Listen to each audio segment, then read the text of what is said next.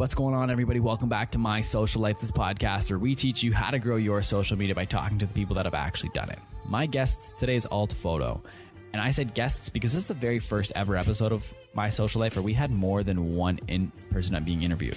We have Max and Brendan from Alt Photo. And Alt Photo is a wedding photography company. And we're going to get into how the company came to be, what Max and Brendan do when they go to a shoot, who's primary shooter, who's secondary shooter. Does one person cover the bride? Does one person cover the groom? How does it work with essentially two primary shooters? We're also going to look at how they grew their Instagram. They're currently sitting at over 10.8 thousand followers, but as a wedding photography company, they, up until recently, didn't post any wedding pictures. Kind of seems like an interesting move from a wedding photography company, but we're going to get into why they did that and why they're still not 100% wedding photos. We're also going to talk about some of the brand deals that they've had. They've worked with companies like Google and Spotify, and they only have 10.8 thousand followers. And I say 10.8 like it's not a lot of followers, which I understand that it is, but when you think of companies like Google and Spotify, you think of that they're going to work with accounts with like 1 million plus followers. But these guys did it with 10.8 thousand, so we're going to get into that story. And you're not, honestly, probably going to hear me talk a lot in this episode, but that's a good thing because Max and Brendan play off each other so well. They offer so much insight, guys. You're really going to take a lot away from this episode. And like I said, I don't talk that much, but that's totally okay. Like, honestly, as I said, they play off each other so well. You're really going to enjoy it.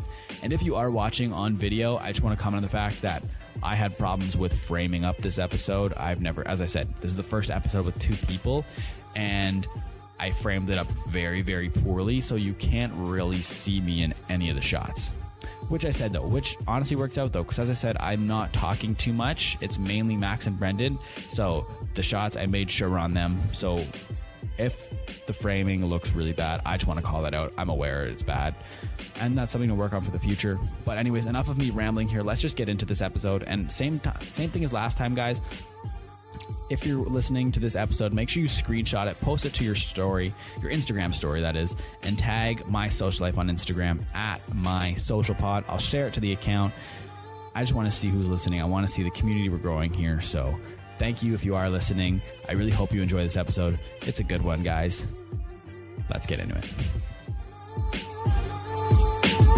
What's going on, everybody? Welcome back to My Social Life. This is the podcast where we teach you how to grow on social media by talking to the people that have actually done it. My guest today is Alt Photo. I have Max and Brendan here from Alt Photo. And guys, I'm going to kind of let you tell the people a little bit about yourselves. Cool. Yeah, I'll kick things off. So my name is Max, Brendan. We're the co-founders behind Alt Photo, basically a photography company that we started up about 4 years ago now in university, and throughout the years we've taken on, as from the get-go, as much as we could, and now I'd say we're pretty focused on wedding photography after all that. So we can go through the entire story start to finish, but more or less we're wedding photographers, creators, and entrepreneurs. Yeah. Awesome. Yeah, absolutely. I think that's really, Max hit all the points there. Thank you for taking the beginning step there, because I was a little bit like, oh no, who's going to talk, when are we going to talk? But absolutely, yeah, I think it's really about, finding a community that really liked our work, stuff like that, building it through our friends and expanding from there. And I think that's really what we both really love, to do, and making our clients happy, making people happy, seeing our photos. Couldn't ask for anything more, and really excited to get talking about some cool social media stuff. Yeah, and it's interesting being on this side of the podcast, because we have our own podcast, small plug, Creative Hustle, if you want to check it out. But yeah, it's super cool just to be, just to have a discussion, but kind of be on the opposite end. Change the perspective, right? Like how we always say, so. Exactly. Yeah. No, I definitely wrote down that you guys have a podcast. I'll get to it a little bit further on. But so how'd you guys kind of come to the name of Alt Photo? Like, what was the genesis of that? You want to take this one away? All right. Okay. So this is it's a funny story, because we were looking at a whole bunch of different names to call the business, and we went through a lot. Like, we went through a bunch, and I remember there was one, and I can't remember. For my life what it was. Yeah. We're like, this is it. This is going to be like the best name. It's going to be amazing. And then we did a name search on it for, registering a partnership, and then eventually a corporation. And we're like, damn it, someone, I think in like St. Catharines or somewhere, has that name registered for like a photography company too. And I'm like, so close, so close. And then we're just like tossing around ideas. We're looking at things. And at one point we start just looking at the keyboard, and we're like, Alt can be like alternate, which it's not alternative. Like a lot of people think it's alternative, but it's alternate photography for the keyboard key. Yeah. And why people ask us we didn't go with like control or command. Don't know, but that seems a little bit too mainstream, so I went with the alt key that doesn't get enough respect. So and I think that's where that came from. Yeah, exactly. We wanted something very simple, very crisp in terms of like logos. We just I just looked at the keyboard. I was like, yeah, well, I mean, this and it's it. It's a logo in itself. So hit that Helvetica Helvetica font, and then before you know it, we had a logo going. So yeah, I guess we didn't have the idea of alternate photography. We saw something and then we assigned meaning to it. So like it comes from us being probably huge Apple fans. We used to use Apple everything. We still do use Apple everything. And then it's just Helvetica, Apple's font, keyboard was on the Apple computer. So it all started from there. So that's a big part of our name. Yeah, that's awesome. How long did you guys know each other before you started the company? Oh, this can be counted in months. This is okay. September, October, November, December, January, February, March. So like 8.5 months. Yeah, 8.5, 9 months. Yeah, pretty much. Yeah, and was it through school? Yeah. So we both attended the same business program at Schulich at York University over in Toronto, which was awesome. Brennan's a year younger than I am, so we were a year apart in university. And basically the story behind that, I figured I'll elaborate a bit there, is that typically in business school, you want to find yourself an internship or work experience during the summer if you don't have co-op program at your university, which we didn't. So didn't have anything lined up, and we noticed we were taking photos around the school, whether that be LinkedIn portraits, or going to events and taking pictures at conferences. And then we're like, well, why don't we just make our own business? That way we can get our own experience and kind of build it from the ground up, as opposed to just twiddling our thumbs all summer. And, we wanted to try and do something that would make you stand apart, because we were not super competitive, but it's business school, right? Like you're competitive, you want to be able to like progress and get all this experience. But I think we recognized early on that if we had just taken photos for clubs for 4 years straight, then we would just be that photographer for 4 years straight on a resume, whereas our friends would likely be president or whatever, like chief marketing officer at XYZ club, doesn't matter. But so we just wanted to make the most out of what we had, I guess, or didn't have at the time. Yeah, I think I remember distinctly how it kind of all played out, because I'd just gotten into business school when Max was in second year. So I went into, your Frosh orientation week at university. In my Frosh group, one of the leaders is one of our good buddies, Basilio. Shout out Baz. And so it was through him that I learned about, Max, Basilio, and one of our other friends, Joseph or Jojo, who was creating kind of like this photography club or photography group. And I'm like, how can I get involved in that? I love photography, love to get involved. And then from there, that's how I met Max. And then that's how we kind of started taking photos at school events, and then eventually alternate photography. So that's awesome. So did you guys go to was it just general business, or was a specialization at all? It's a 4-year program. You start off the first couple of years, it's just general. You take a lot of different courses: accounting, finance, marketing, the whole shebang. And then after the second year, so third and fourth year, you tend to specialize in something such as finance or economics if you want, marketing. So I kind of dabbed all over the place and did finance, international business, and even some marketing courses. So that's kind of where I landed up. Yeah, for me, I specialized after my second year in finance and marketing, and pretty much the only marketing I really did was sports marketing. So I hear you do some sports marketing, which is pretty sick. But that's really where my marketing specialization went, and then finance. I say it's kind of like a BS finance specialization, because I took all the really easy finance courses. But me too. Learned some pretty cool stuff there, and still got a little bit of corporate finance in there. So definitely happy I did that. Yeah, so this might seem like kind of a dumb question, but I know some photographers that have their own business, but they didn't go to business school. So how much did going to school for business affect and help you guys later on? Huge. Yeah, I think so. This is actually really coincidental, because this came from an article that I literally just saw yesterday. I think maybe 7, 8 o'clock ish. Scrolling through my phone, and there was this, I think it's Petapixel. It's either Petapixel or F-Stoppers. I think it might be F-Stoppers. where they were saying, why do like a lot of photographers fail, college grads who graduate in photography fail, and a lot of it's because it comes down not to being about business knowledge and business sense. I think it's helped us a lot in that sense, because it's not so much the textbook, this is the marketing definition, this is the finance definition, debit has to balance credit, stuff like that, right? Like, you have professionals that can help you out there in the market for those things, but it's that intangible knowledge, that intangible qualification that really helps. And knowing how important networking is, selling is, being able to market yourself a certain way, and just being exposed to that, and that I think that will set you up for success. Not necessarily the like specifics of the business degree, but the idea, the knowledge of being exposed to that kind of stuff. Yeah, for sure. And it's unique, right? Or it's not unique, but it's a different perspective. Being business students that start a photography business, normally it's the other way around, where grads from arts programs or photography, video, and design programs, they graduate and then they set off to start their own business and earn their own client, or get their own clients, earn their own money. For us, being the flip side of that, it's really interesting because we had to essentially start our own network. But I find that, ironically, it's probably easier for us to start up a network of clients being at a business school where not everyone's taking photos, as opposed to in an arts program where everyone else is trying to start their own business and do that. It's like if you went to a wedding photography school, let's say, if that's even a thing, and then wanted to start your own wedding photography business, it's kind of hard to get clients from the other graduates. Whereas us, it's not like everyone was a photographer, right? We actually had like a pretty good like market share, if anything, like a huge market share compared to the competitiveness that would be in a different program. So that I think helped us. I mean, it's a little bit about standing out, right? Because if you're, as you were saying, a photographer in a photography school, everybody around you's got the same skills as you do.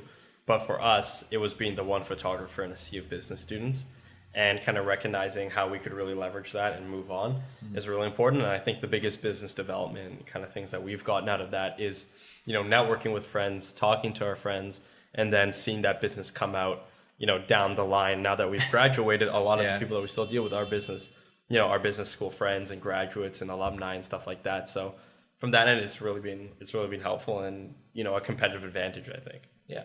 So when did you guys get into photography, like pre-alt? Like how did that start for both of you? For me, I think I remember there just being this one CNE time. It's the Canadian National Exhibition in Toronto that had the air show. My dad had this really, really old Canon SLR that just like shot film. Took some pics of like airplanes flying by. Thought that was really cool. Went on a couple of vacations, started taking pictures with the family, point and shoot. Fast forward however many years, because I can't remember, and I'm just terrible with like time periods. Yeah, I'm so bad at that. But grade 9 took grade 9 media, grade 10 media, grade 11 media, grade 12 media, lots of media. Loved it. Really fun time taking photos. Eventually, kind of really got into it. Started getting a lot more into it the summer before I went to undergrad, and the rest is history, pretty much. Cool. Yeah, for me, I used to live up near Collingwood, Blue Mountain area, so ski town, and you're always active. Like as kids, we were biking around, making jumps, going skiing, and all was just outdoors at all times. And I think it was around like 2006, 2007, where the internet kind of blew up in terms of sharing videos. And there was a ski site called newschoolers.com, which was like the YouTube, but just for skiing, which was awesome. And I remember we just saw like our idols, right? Like these pro athletes posting videos and mashing up videos, ski clips with like music, and we were just like fascinated. We're like, we really wanted to be those like pros one day. So lo and behold, we got like a family point and shoot camera that shot video, which was huge at the time. I still remember my buddy's camera, like seeing that thing first. It was like a monstrous silver Canon, like super slow, like zoom, but it had a zoom, probably digital, most of it, and just like shooting stuff onto an SD card and then editing in like Movie Maker or some other basic, very simple program. Anyways, all that to say is that kind of got us hooked on the whole media side. My friend, eventually we were able to upgrade from that. My friend got an HD camera, and I was like, well, maybe I'll try getting a stills camera, because I I would kind of get exposed to, like magazines were huge back in the day. It's like a skateboard magazine, well, there's ski magazines, and like that was cool. Now it's like you just kind of scroll through Instagram or through these feeds, and it's not as like tangible stuff, and it doesn't exist as much anymore. So anyways, I figured not to double up on a video camera, instead just got like a stills camera. And then ever since, like, so yeah, it started in just taking pictures of my friends skiing, and then just being curious and seeing like, oh, how do you get a blurred background? Well, YouTube has the answer, or F-Stoppers has the answer, and then just continually progressing there. It's not like I sat down one day and I was like, I need to learn everything. It's just a very gradual process for me. Yeah. Yeah. Do you guys remember the first gig you had with Alt Photo? Oh boy, we should. We definitely should. And Jesus. Yeah, that's a hard. I'm trying to go through like the spreadsheet. It was probably something on campus. It was definitely something on campus. Yeah, but that was probably CSRS. Oh yeah, it probably Yeah. was. I don't know. Probably it was definitely a school club. I don't know if it would be paid. No, it wouldn't have been paid. Probably like our not. first, like Probably not. yeah, our first gig that we did together was probably not paid. I wish I could remember the exact details. I'll just pick one out of like. It's probably like core or something like that. Yeah, you know, exactly. Or like just like a networking event, workshop kind of thing. Probably, yeah. Yeah. So yeah, just like a very generic workshop or networking event around school where you have a bunch of people come in, suits, everything. These clubs prepare months on end for these events, which is awesome. And we've both been involved in those clubs outside of the photography side, so we definitely understand that firsthand. But yeah, so they just have a big event. They have a networking, conferences, guest speakers, and we're probably just like Actually, you know what? It was Apex. okay. Yeah. The PWC. Yeah, it was Apex. Okay, I remember this so clearly now. Okay, 'cause good. We were Gym. thinking about setting it up. So Apex is like this company. It's a conference of like leadership for business students. Like a whole bunch of business students from all over Canada gather in Toronto. It's usually held at the Fairmount Royal York in Toronto. So just like this big networking event with workshops, everything Max described. But the reason why I remember doing this is because we had a break and we were sitting in the Fairmount lobby designing the alt logo again. Just getting the spacing right between the A, L, T, and period. That's funny. So I remember that so clearly. And then because we had that break, we got sent to some far off place in the city. Maybe not that far, maybe like a 20, 30-minute walk. Only to get there and be told that whoever told us to go there was like, oh, they got it wrong. It's actually back at the hotel, so we have to trek back. So I remember that. Okay. I remember that super clearly. So Interesting. Apex. It was Apex. Yeah. And this kind of fast forward today with weddings. How do you guys split who's primary and who's secondary shooter? It's I have to say it's like a very unique like approach. Very unique. It's like like a double emphasis word or whatever, but it's a unique way of like approaching it because we alternate throughout. Yeah. There are certain things that we have to be assertive about, right? And say, okay, well, I'm going to take this, or you can cover that, because if you just don't say anything and assume that other person is going to cover it, like it's just not going to happen. But for example, like I know that at the ceremony itself, the wedding that we shot this past Saturday, for the ceremony, we just communicated ahead. We took like 5 minutes to scope it out, walk around, and I was like, yeah, I'm going to shoot with primes and kind of follow and track the bride and groom as they arrive and all of the bridal party. And then that'll flip over to Brendan covering the angles of, them walking up and going up to the top of the stage, or I guess the golf clubhouse there at that point.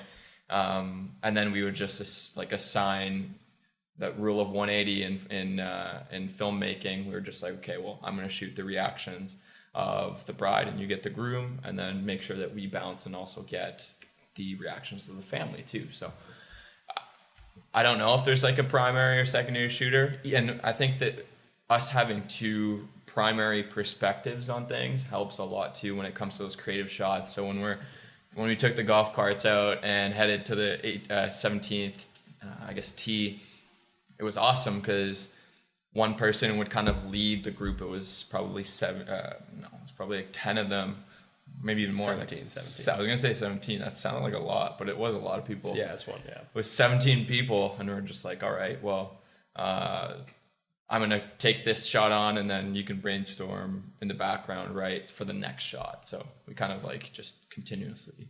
Yeah, build. it's like an organic conversation almost, because like you hear when someone stops talking and there's like someone needs to fill the silence. Yeah. We'll just alternate that way. That's like ideas, right? One idea is run its course. If there's another one that needs to kind of get out there and be said, quote unquote, I guess, just go out and do it like that. But when it comes down to, I guess, splitting between like the bride and groom, it's also just come down to experience and like history. Just history. Yeah, Track.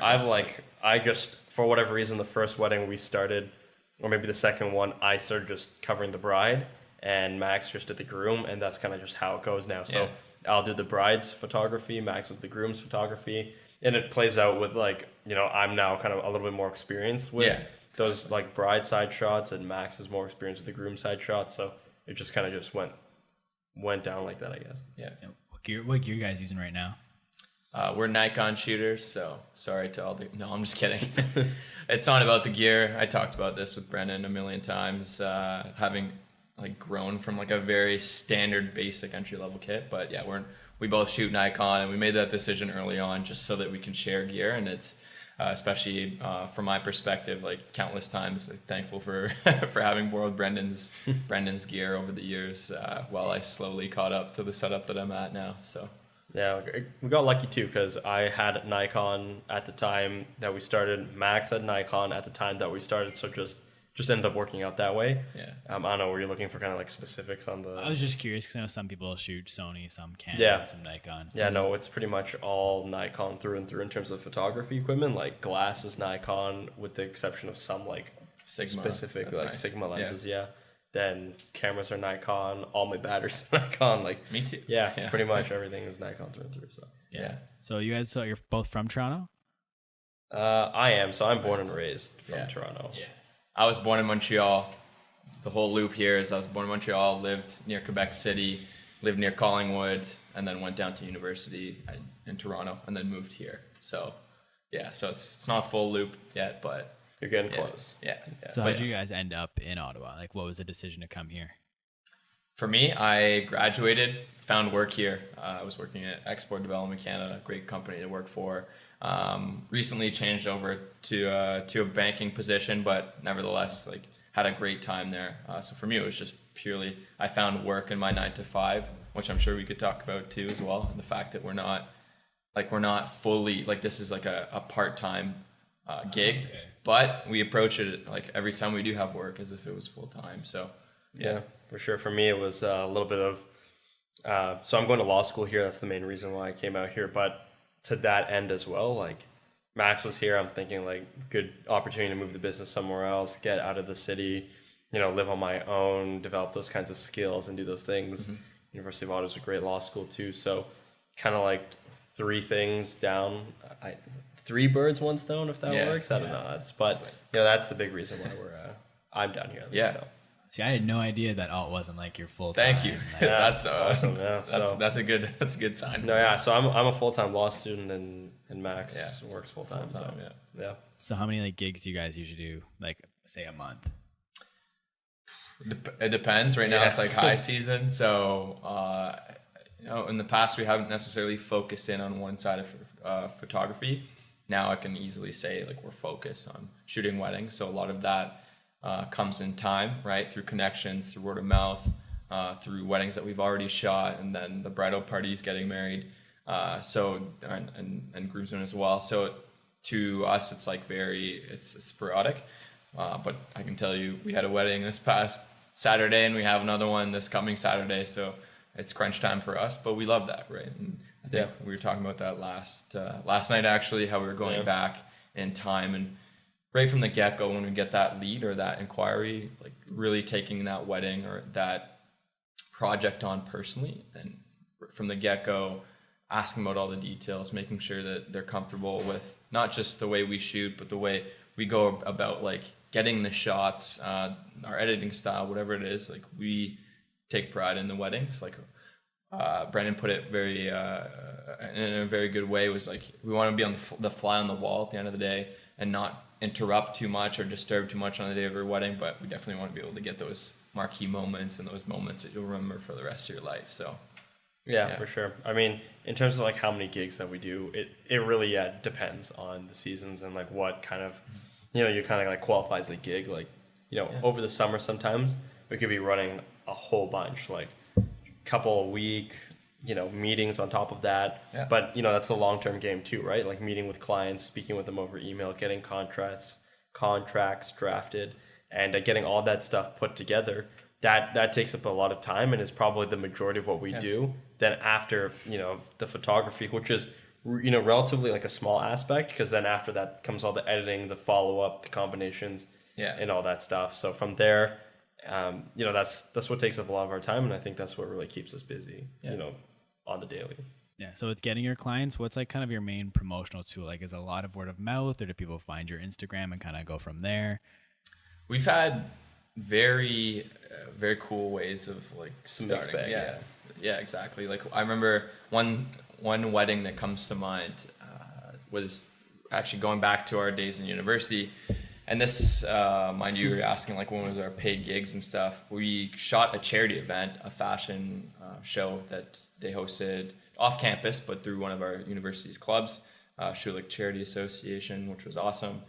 And one of the models that I took a picture of so happened to like us on Facebook and on Instagram, and eventually follow up with us and say, hey, I'm actually, and we're talking about Jonathan here, Jonathan Grandchamp, really great guy, and thank you for the support over the years, because as I'll explain, like he first brought us on because he was president at one of the other colleges, so we ended up taking photos at the York University Wide Frosh Week, and even their formals for that college.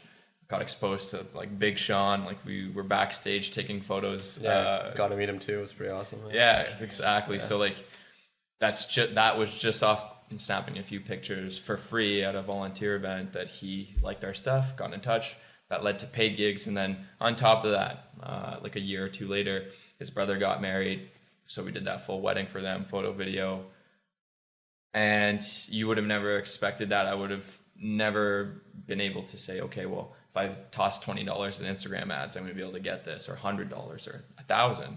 Like you never know where these leads come from. So I think we chatted about this a while back too. It's like just approaching people in general. It doesn't have to be leads. Like I still remember you told me this, you could just hold the door open for someone. Yeah. And say please and thank you. You never know. That's a perfect example right there on how you can take a picture at someone at a charity event, and that leads to great business and great relationships also, right? Yeah, like I think for us the biggest tool is our mindset in terms of how we're going to be able to sell and how we're going to be able to generate business, because keeping an eye open for opportunities being everywhere is really important, especially for entrepreneurs who are just starting and thinking, just trying to think in a closed box way that, opportunities only come from X, Y, Z, I think is the wrong way to approach it, because they can come from a whole wide variety of places. Like Max was saying, right? Like you hold the door for someone, that could be a lead. You let someone go in front of you in line at coffee, that could be a lead. Like the most random and most productive lead that we have is probably someone like came from a situation that I don't think anybody would really have thought. Yeah. Like my parents need to get their basement fixed and renovate. Oh yeah, that's probably what you were thinking of. Yeah, basement fixed, kitchen renovated. The guy who's the general contractor who did that needed photos done of a house he was also building. So, because he was helping us out with his, our house, I'm like, I'll help you out with the photos of your house that you're building. Took some photos there. Turned out one of his friends was proposing to his longtime girlfriend, so we did the proposal there. So now it splits off into essentially another client, the best friend of the guy who's proposing to his girlfriend started a business, like fashion-related business. So he became our client for fashion-related stuff. The guy who was the contractor became our client for house-related stuff. The guy who got proposed to or proposing to his girlfriend was our wedding client and engagement client. Then we got introduced to their family. Their family does need various photos for various things, so we do that for them. Then her sister's getting married, so we're doing her sister's wedding in January.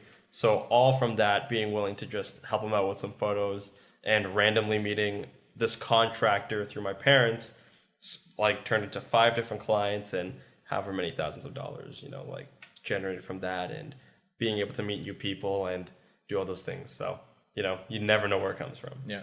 That's wild. Like, it's just a crazy story. Yeah, it's like it just comes from anywhere and everywhere. But you have to put yourself out there too, right? Like I'm sure, like you saying, "Hey, like I can offer this," or "Let me go take pictures of your house." Like you have to be proactive. Like it's not like we just sat there and we're like, "Oh yeah," like people are tossing us like contracts and checks. Yeah. You really just have to diversify, and especially like with Instagram too. I think it's an amazing platform. And in fact, back in 2014 when we kicked it off, that's how we generated like the huge audience, like relatively large audience. I want to say huge because we're not in like the several hundred Ks, but it doesn't matter. It's a good, decent sized audience. And back then, like that's where we focus our attention. We're like, we really got to push this Instagram thing and rode that wave. And then now it kind of tapers down. There's algorithms, there's changes, there's a oversaturation to a certain degree. So now we're looking at diversifying in different ways, but the most consistent or inconsistent on how you want to look at it, depending on how you look at it, has been just word of mouth and just having like a human connection. We've had Instagram leads where people just message us, and in fact, our upcoming wedding was just purely through Instagram where they sent us a message. And we've also had stuff on Kijiji just posting up free classified ads saying wedding photographers, or even just like, I remember a few years back we shot an event called Wanderlust that was hosted in Toronto, big huge yoga event with like thousands of yogis, and that was like a huge introduction to a corporate client, right? So based off Kijiji through the agency that was hired to do it. So you never know, like there's a demand for this kind of stuff, and all different types of stuff, not just photography, but you just kind of have to seek it out in different areas. Yeah, exactly. Yeah. One thing you mentioned when you were talking was you took some pictures for free, which led to a client. So where do you guys land on with free work? Because I feel like that can be a touchy subject. Yeah, it's controversial for sure. You got to have a portfolio. And at the time, we didn't have a portfolio, and that's exactly what we had to do. Until I can sit down in front of a client and confidently say, I have done this project or these various projects, and this is what we're worth, then I don't have any reason to say, like, think of it. I remember you said, think of it from the client's perspective. Like, if I was a client, I would not hire someone with zero portfolio, but is charging an arm and a leg for fashion shots, even though they might genuinely love that and maybe they are able to do it, but you got to build up a portfolio somehow. So it's tough when you reach that gray area where you have some work, or you're starting to feel confident, but I think that will come. And in terms of pricing and stuff, especially when you're just starting off, like, I'll tell you, we shot like our first wedding. We did full-on video and full-on photos for maybe like $100 or $200 or something, probably, right? And that's just something that you gotta do like from the get-go if you don't have any experience. Or you can alternatively not pitch in, but hop onto someone else's gig and be a second shooter for someone else to build up your own portfolio. But you gotta have work to take on work. Otherwise, like, why would the client hire you? So touchy for sure. Like, and I know that you could say you have to go in and charge. And I do think that if someone's willing to put in work and you're going to, let's say, give them the chance, even though they don't have much of a portfolio, I think it'd be nice to get something from it. Just like from that first wedding, we got something from it at least. So it's not like we were left empty handed. I remember the first time I got paid for photos personally was I took photos at one of my high school friends' parents' anniversary. It was like 20th anniversary, and I had no idea what to charge. I knew that I could go and take photos. I'd taken pictures at Schulich, but I was like, I don't know. I just went because I was her friend, took the photos, and then just got like an envelope in the mail with like whatever they wanted to pay me, and I had zero complaints. I was like, cool. Depends where you peg yourself. If you think you're $1 million photographer and you expect $1 million off the bat, unrealistic. But for me, I had my I guess expectations set very low or very reasonably, and from there it only goes up. So I think that's kind of the positive way to look at things. Yeah, I think when you're talking about free work and what you're doing, I think it's a conversation about value and value building on both sides, right? Just as much as you need to get money for the work that you're doing. The client is expecting something in return for that money, right? And that's kind of like what comes down, that's the basics of the contract, right? Like they sign their name to pay you, $100, you're going to deliver them 100 photos, something like that. But if you put yourself in a position where your value that you get from your clients instead of money is the opportunity to build your portfolio, I think that's the determination that, any entrepreneur in any situation has to make. Yeah. Because everybody has to start from somewhere. And I think a lot of people understand that. But then there's a difference as well with people always advertising saying, oh, it's going to be a great portfolio building experience. Yeah. But then if they go after, say, like an award-winning photographer, dude, I don't need to build my portfolio anymore. Yeah. I put in the work. What I value is different. And that's probably not what you're going to value as a client. And it works both ways. Because someone says, oh, they're taking my photos, for free, then you're almost kind of saying like, well, they might not expect as much because it's not paying for your services, but you're getting that experience. Whereas if they're saying, I'm going to pay you, a very large amount of money, say like $5,000 to $6,000 to do my wedding, then they're expecting a lot. And I think that's what it comes down to, because if you want to charge a lot, they're going to expect a lot. You have to be ready to say, that's what's the reality is going to be on that gig. That's what I'm going to have to do. I'm going to have to do certain things that I might not have to do if I were doing it for free. And, in all situations, I think it balances out from that angle. So to me, any advice to any kind of like starting photographers, I think, Max would subscribe to this as well, right? Make the determination of what you think you're worth at the time you're making that consideration, because it's only then where you can really start to talk about how we can negotiate the right kind of deal that works for the client and works for the photographer at the same time. Mm-hmm. That's fair. So I kind of want to talk about Instagram. Now we'll kind of make that transition. I just like to give people kind of the backstory and the context so they kind of know where we're coming from. So you guys are sitting down to think about 10.8 thousand on Instagram right now. And so you started in February 2016, I think. Maybe that was the first post on the account that I looked. We definitely started it was 2014, yeah. But we would have archived some of the posts by now, because our styles changed. Our styles changed a lot, and in fact, reflections were made. Mistakes? No mistakes. It was just an evolution of style and choices. Because I still remember one of our marquee or kind of iconic trademarks was that we always slapped our logo at the bottom right. And to be fair, it's not an annoying logo, right? But that's a throwback. That's a throwback. Goes way back, yeah. Because it was like Instagram, you could only post square in every single photo. So like the whole grid or the whole timeline was plastered in little bottom right alt icons, which are logos, which Helvetica. Boom. We had the presets and everything in Lightroom ready to go. It would export with it. Looking back, it was definitely changed, and our perspective at the time was we don't want people to steal our work.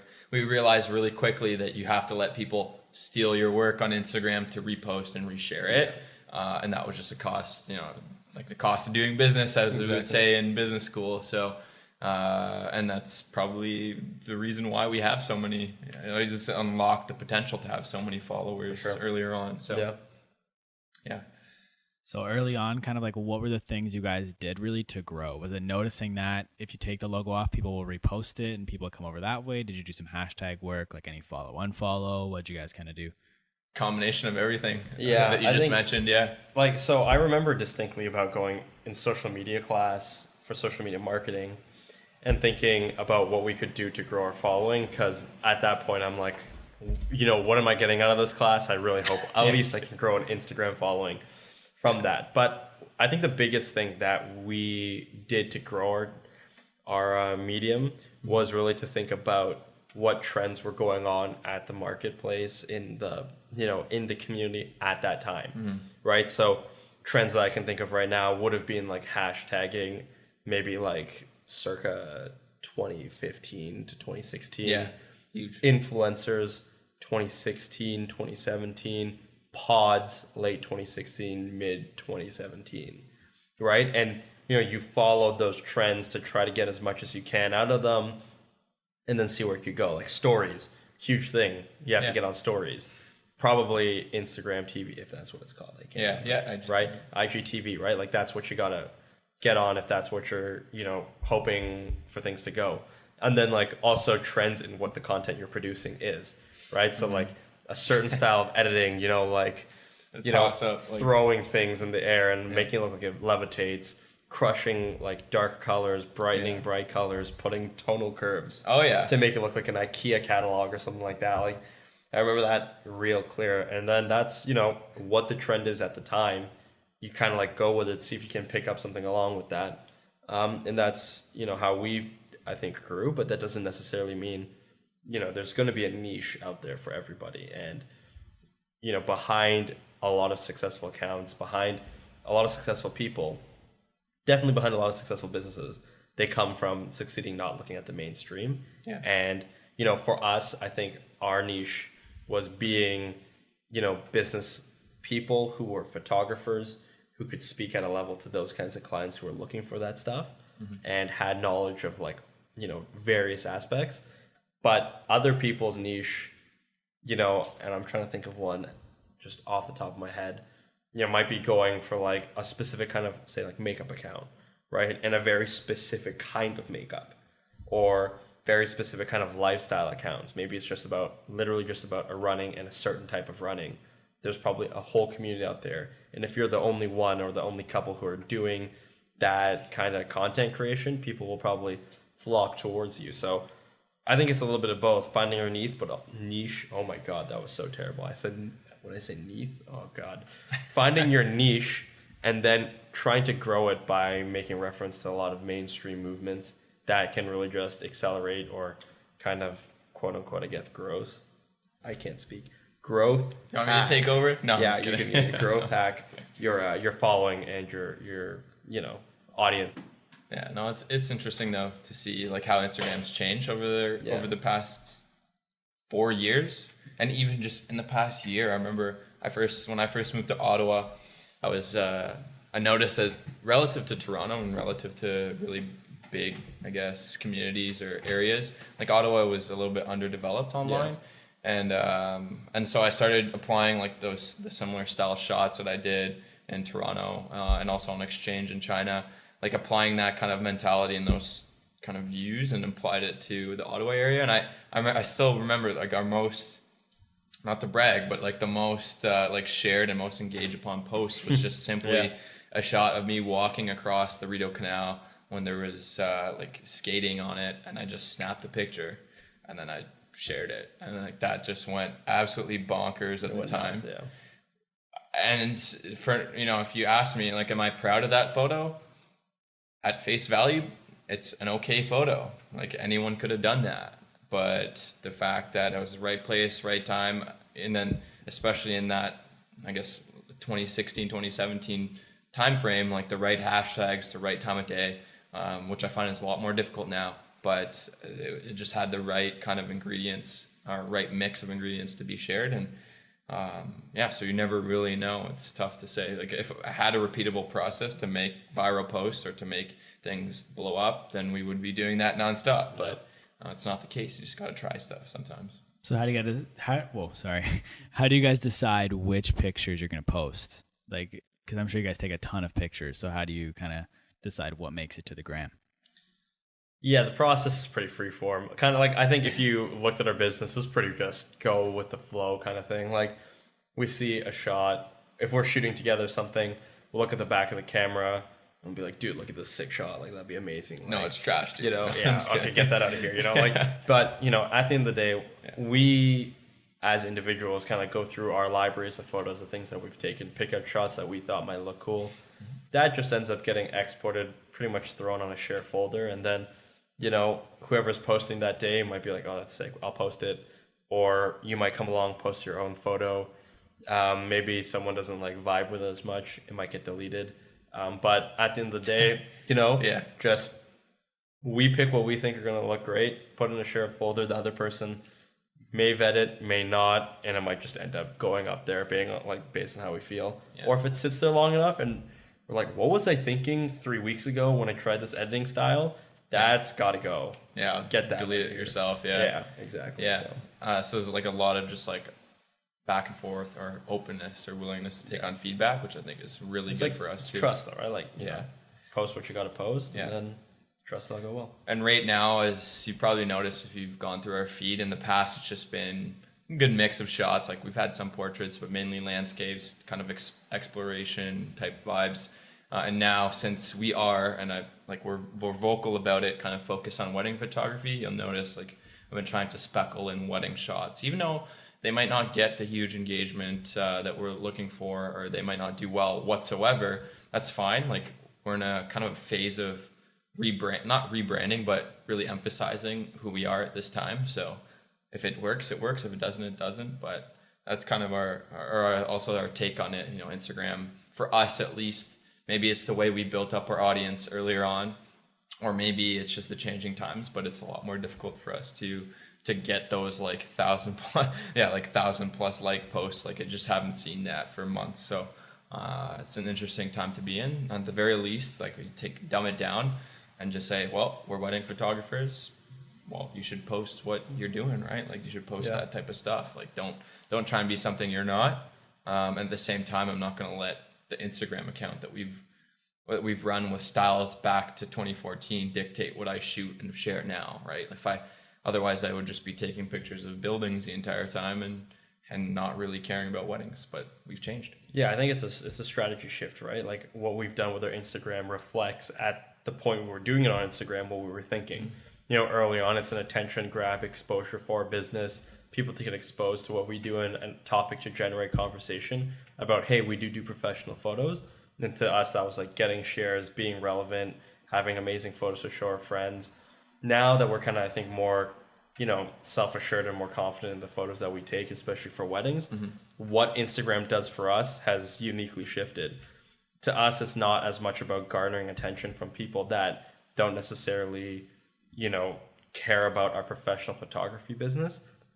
Now it's more about using Instagram as a way to actually generate leads in an efficient way, you know, get people in there and get people talking about what we actually do and what we actually want to do, rather than just these guys take great photos. We would like kind of hope to be like, they take great wedding photos. And then that's, you know, what we use it for now. Yeah.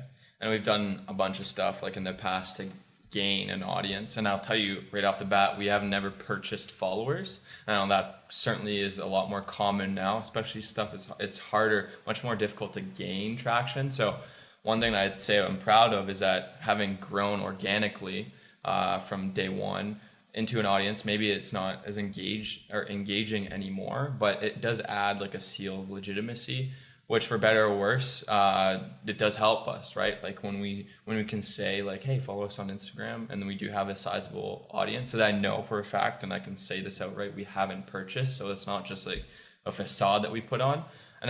And whether or not like buying an audience at this point in time is like a good thing or a bad thing, that could be a whole different discussion. And I'm not here to say you should or shouldn't, but for me, it feels good because like we can be like, it's almost like an audience or like a portfolio. Like, okay, maybe they didn't all like the post this past Friday, but over time, like they have thought about, you know, liking us or engaging with us, or maybe in the past they have a history. So I think that's a cool component too. Yeah, buying followers definitely is like, I don't even know where you go to do that. Like, is it a website? Is it an app? Like, I don't even know. Yeah, I don't know. I've never looked into it. I've heard of people that have purchased sizable accounts. I didn't ask the details. Yeah. It's just kind of like, you those super sus like DM messages you get from that's spam it. You accounts. can Get, it could just be go like, in there and that's probably how it works. I don't know. I get at least like 3 of those a week. Yeah, it's crazy. And then like some people do it just to get swipe up on their stories. Which I kind of understand, like it's a conversion thing, but then it's not an engaged audience, so it's not like people are converting anyways. It's just like a completely different audience. That, let's face it, if you're selling your account, let's say you have 100K, there's a reason probably why you're selling it. It's likely going down in terms of engagement. So your focus is on, let's say it's like medical marijuana products, and you're trying to engage with, I don't know, like penguins or something, like penguin lovers, like completely different fields. One's a declining audience and declining engagement. Like you think that you're going to copy paste your penguin approach to the medical marijuana. Like it's not really going to work. So it's just going to be like even worse in my opinion. So anyways, then again, if you go back to the point that I was mentioning, like adding like credibility behind stuff, whether that's like an ethical question, right? Like again, I can't answer if it's good or bad. I'd say both at the same time. Like I can't discount it, but I also can't like give someone crap for buying an account. Like if I was starting out now and I wanted to grow really, really quickly and wanted to like build a brand, who knows? I'd probably consider it, right? But I'm not saying I would do it. It's just like, it depends what your goal is. Like I'll go on the record and say like a lot of people say like, oh, the amount of followers you have doesn't make a difference. Nobody like, it's not whatever. I mean, yeah, that's true. And I mean, no, it's not, because it really depends on what you want to do with it, right? Yeah. Like if to you, your happiness is directly derived from like, happiness is correlated directly with the amount of followers you have. I mean, that's probably not a healthy way to live, but like, hey, what makes you happy, then it's important for you. Yeah. If it's not, then it's not, because you want to create what you want to create, then do it. I mean, you know, engaging with your audience, getting those leads, doing those things, it's all such now, at least because social media is so prevalent. It's everywhere. Everybody is on it. It's to me like a really wishy-washy kind of metric anymore too, right? Like some person follows you, it might be, you know, Grandma Susie, like first time on Instagram, accidentally click the follow button on her discover page, will never go on Instagram again, will never look at your stuff again, no idea that she even followed you, right? I mean, there's a lot of engagements, there's a lot of metrics you can go into it, look at different things from different angles, but you have to focus, I think, on what you know is going to produce you results and keep kind of like a laser-like focus on that, because there's so much things you can do. There's so many tools you can employ. There's so many places you can throw your money and you'd never see a single benefit ever again, right? And to me, that's buying followers, because, you know, I can just toss, you know, $100 into these followers that will probably get banned on the next Instagram update, or I can light that same $100 on fire to keep me warm.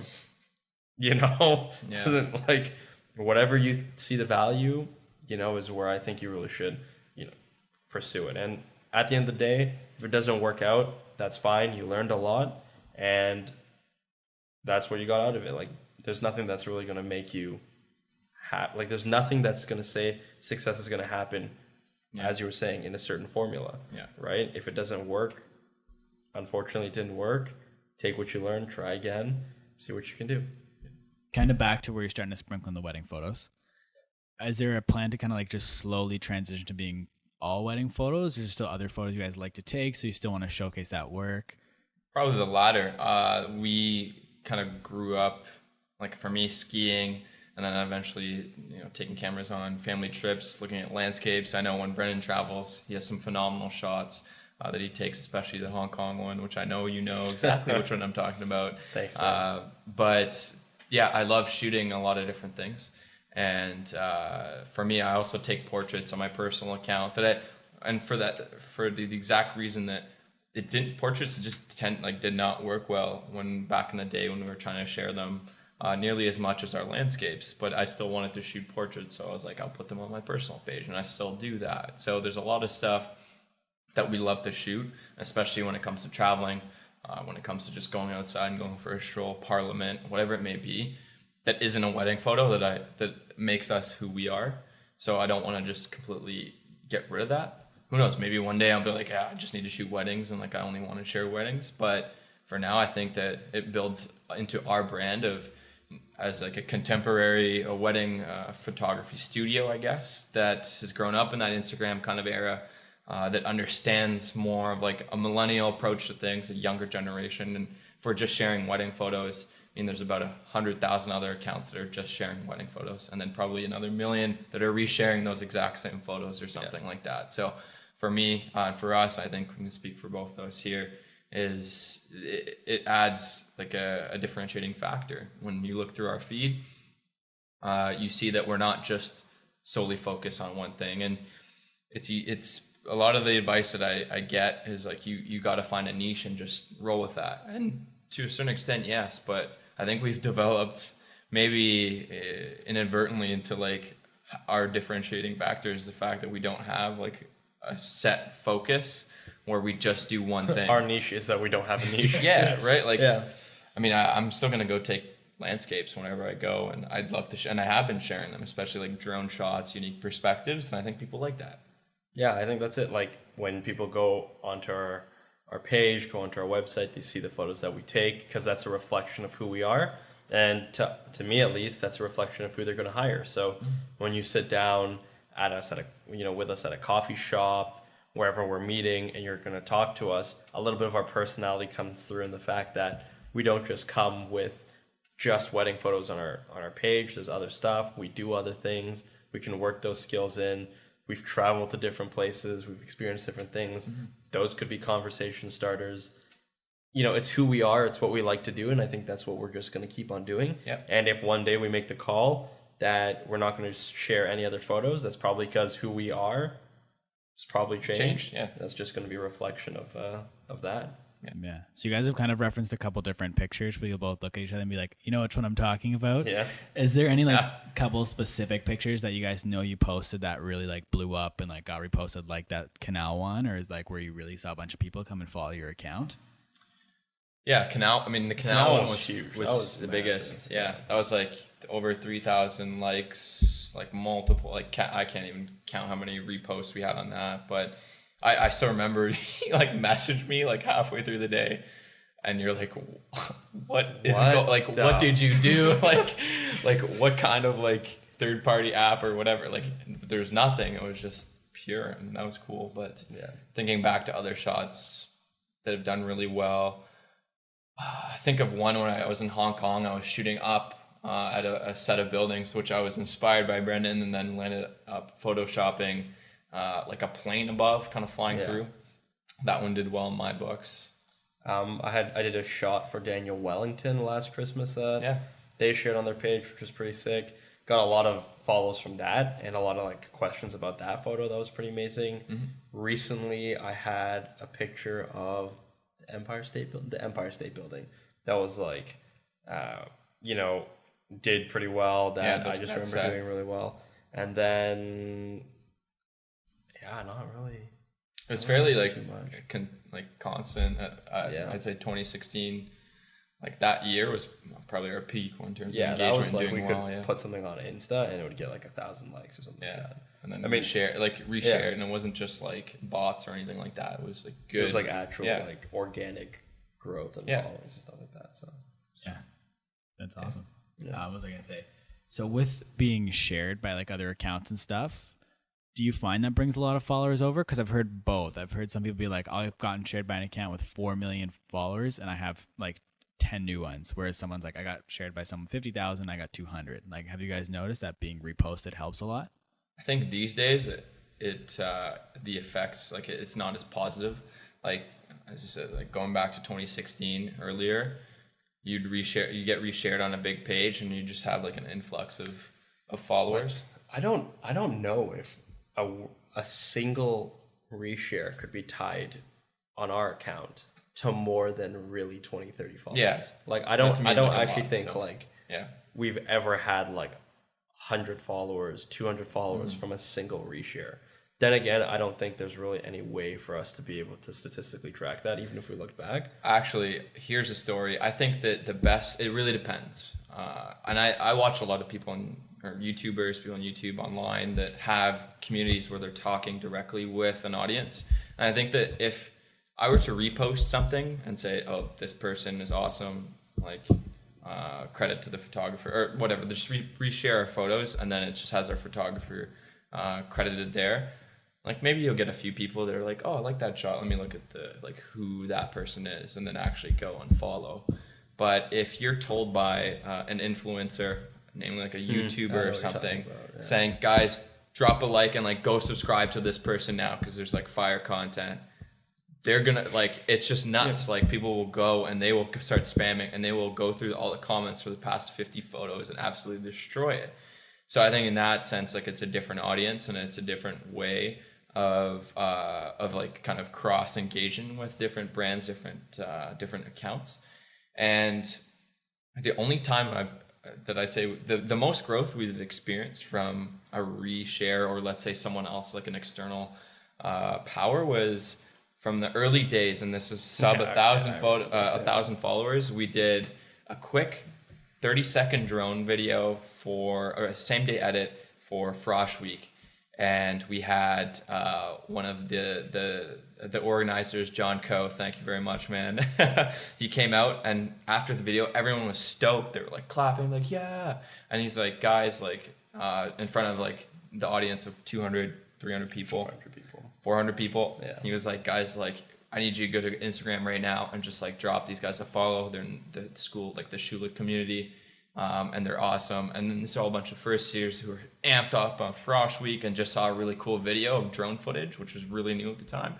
And they did it. And we got like over 100 followers. Boom. And that was like the only time. That is how we crossed 1K. Yeah. And that was like the only time. But that was like a solid. Yeah. Okay. That was like a solid like 200-300. Yeah. That was a lot.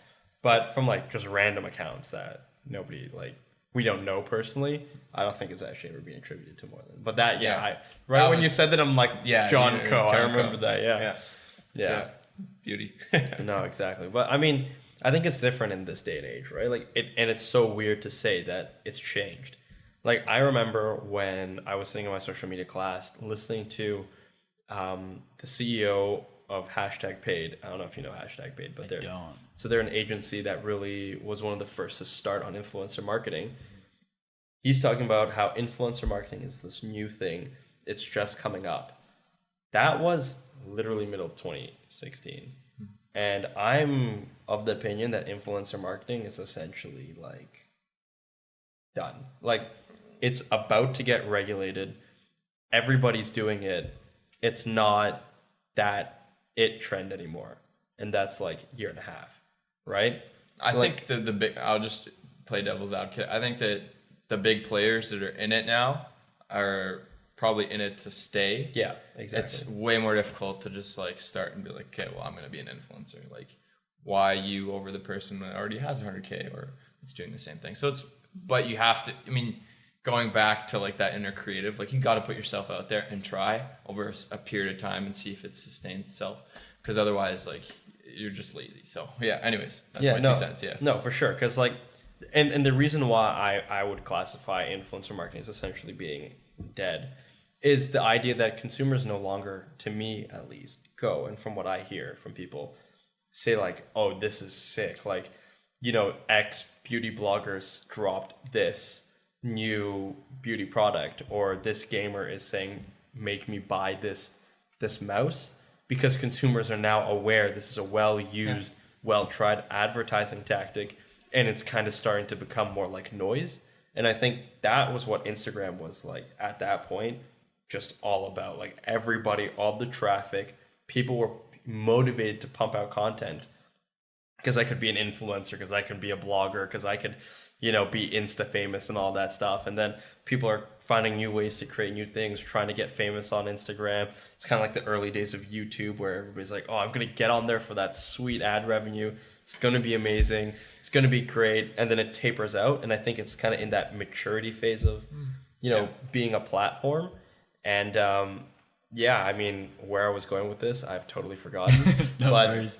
So being followed on a page and stuff like that, I think it's lost its shine and shimmer because, you know, the people who are consuming the content are now kind of more aware that it's just, you know, like either promoted work, paid work, or something else.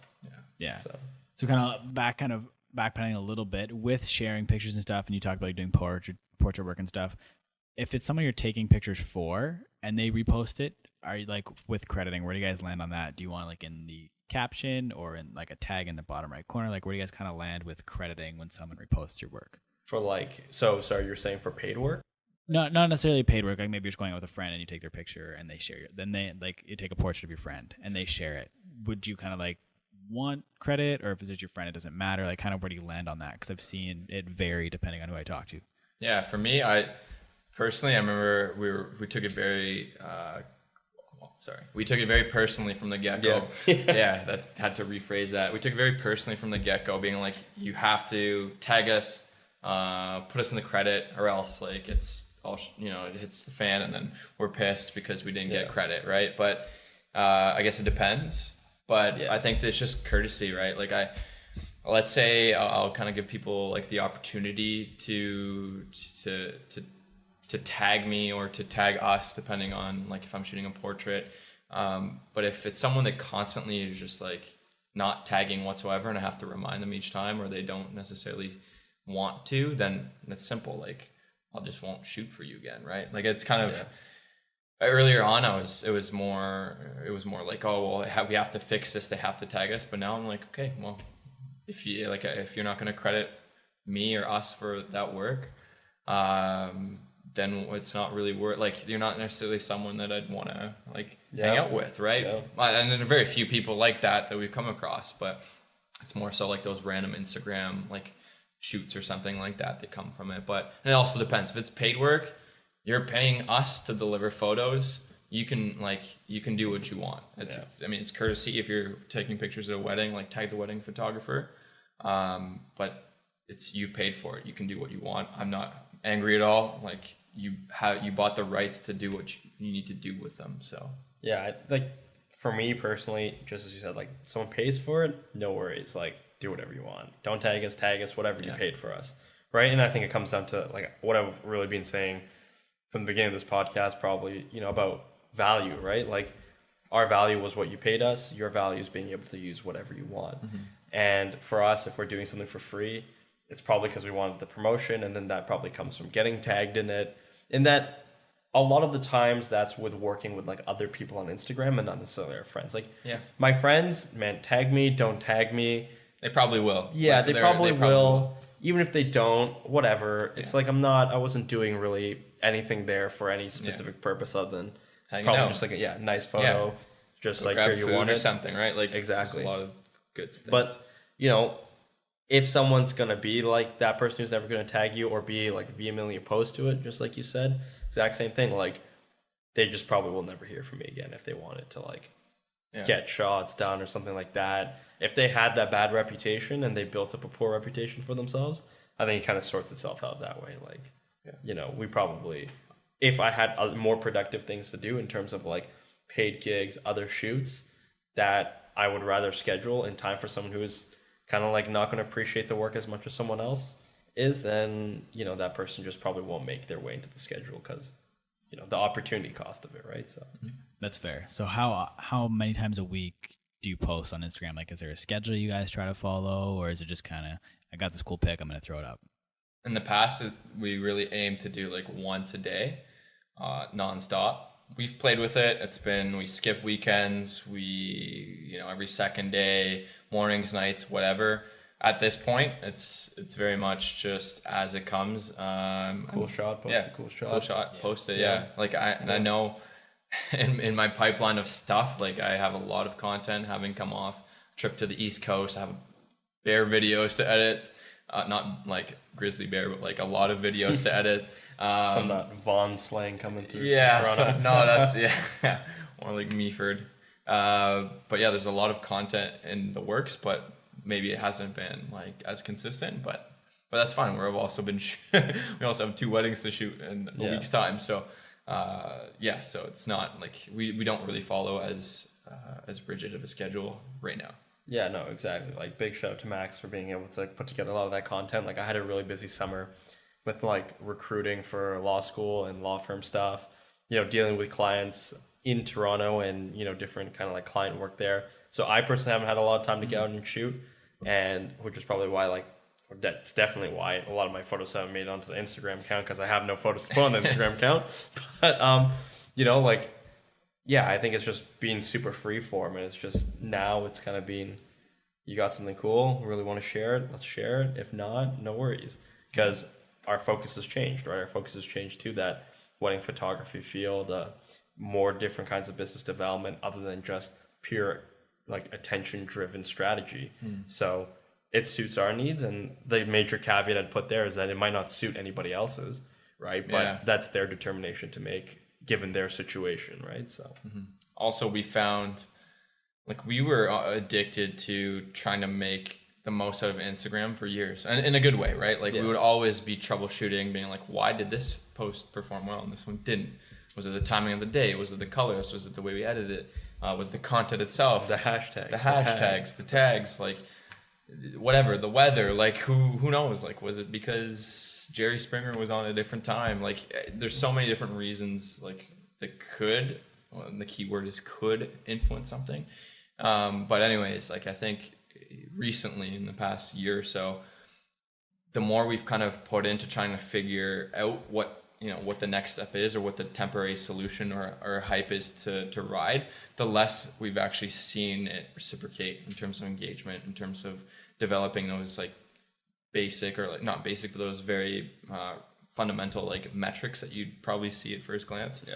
So yeah, the return on investment just isn't as there, and it's not as prevalent anymore for me to say, okay, I really need to crack down and post like 3 times a day consistently, because like we could post randomly, like not post for 3 days and post once, and then that does phenomenally in terms of engagement. Or we might post 3 consecutive days in a row, and it doesn't do well at all. So like it's harder for us to read these patterns, I think, at least for me. So to me, it's like let's not let Instagram dictate our schedule for once. And No, exactly. Like if I had that crystal ball to say like this post 50% blue, 32% red, posted from 7:30 to 7:45 a.m. will get however many likes. That'd be worth so much money. It'd sell it so quickly. But on the other hand, though, right, it's one of those things like you don't know anymore what's happening. Yeah. You don't know what's going to occur because Instagram is off doing their own thing too, right? Like it used to be all organic timelines, all chronological. You can engage with it, and that's why people loved Instagram. Yeah. Facebook comes along, buys it, monetizes it. It's different now. Now the 2 founders have left Instagram recently. Don't know what's up with that. Don't know where it's going to go. And I personally find like not trying to troubleshoot these things has given me a lot less stress. Like, you post these things, it doesn't work out. The world's not burning. The world's not on fire. It's fine. It's not worth as much time. It's not worth as much effort anymore because, we don't see those results. And unless if I had that crystal ball that would have been worth a lot of money, I don't think it's really too much time, like too worth it to try to figure out what it is anymore, because our business has been proceeding and progressing like the way that we're happy with, without Instagram needing to be that 10%, 11% engagement machine.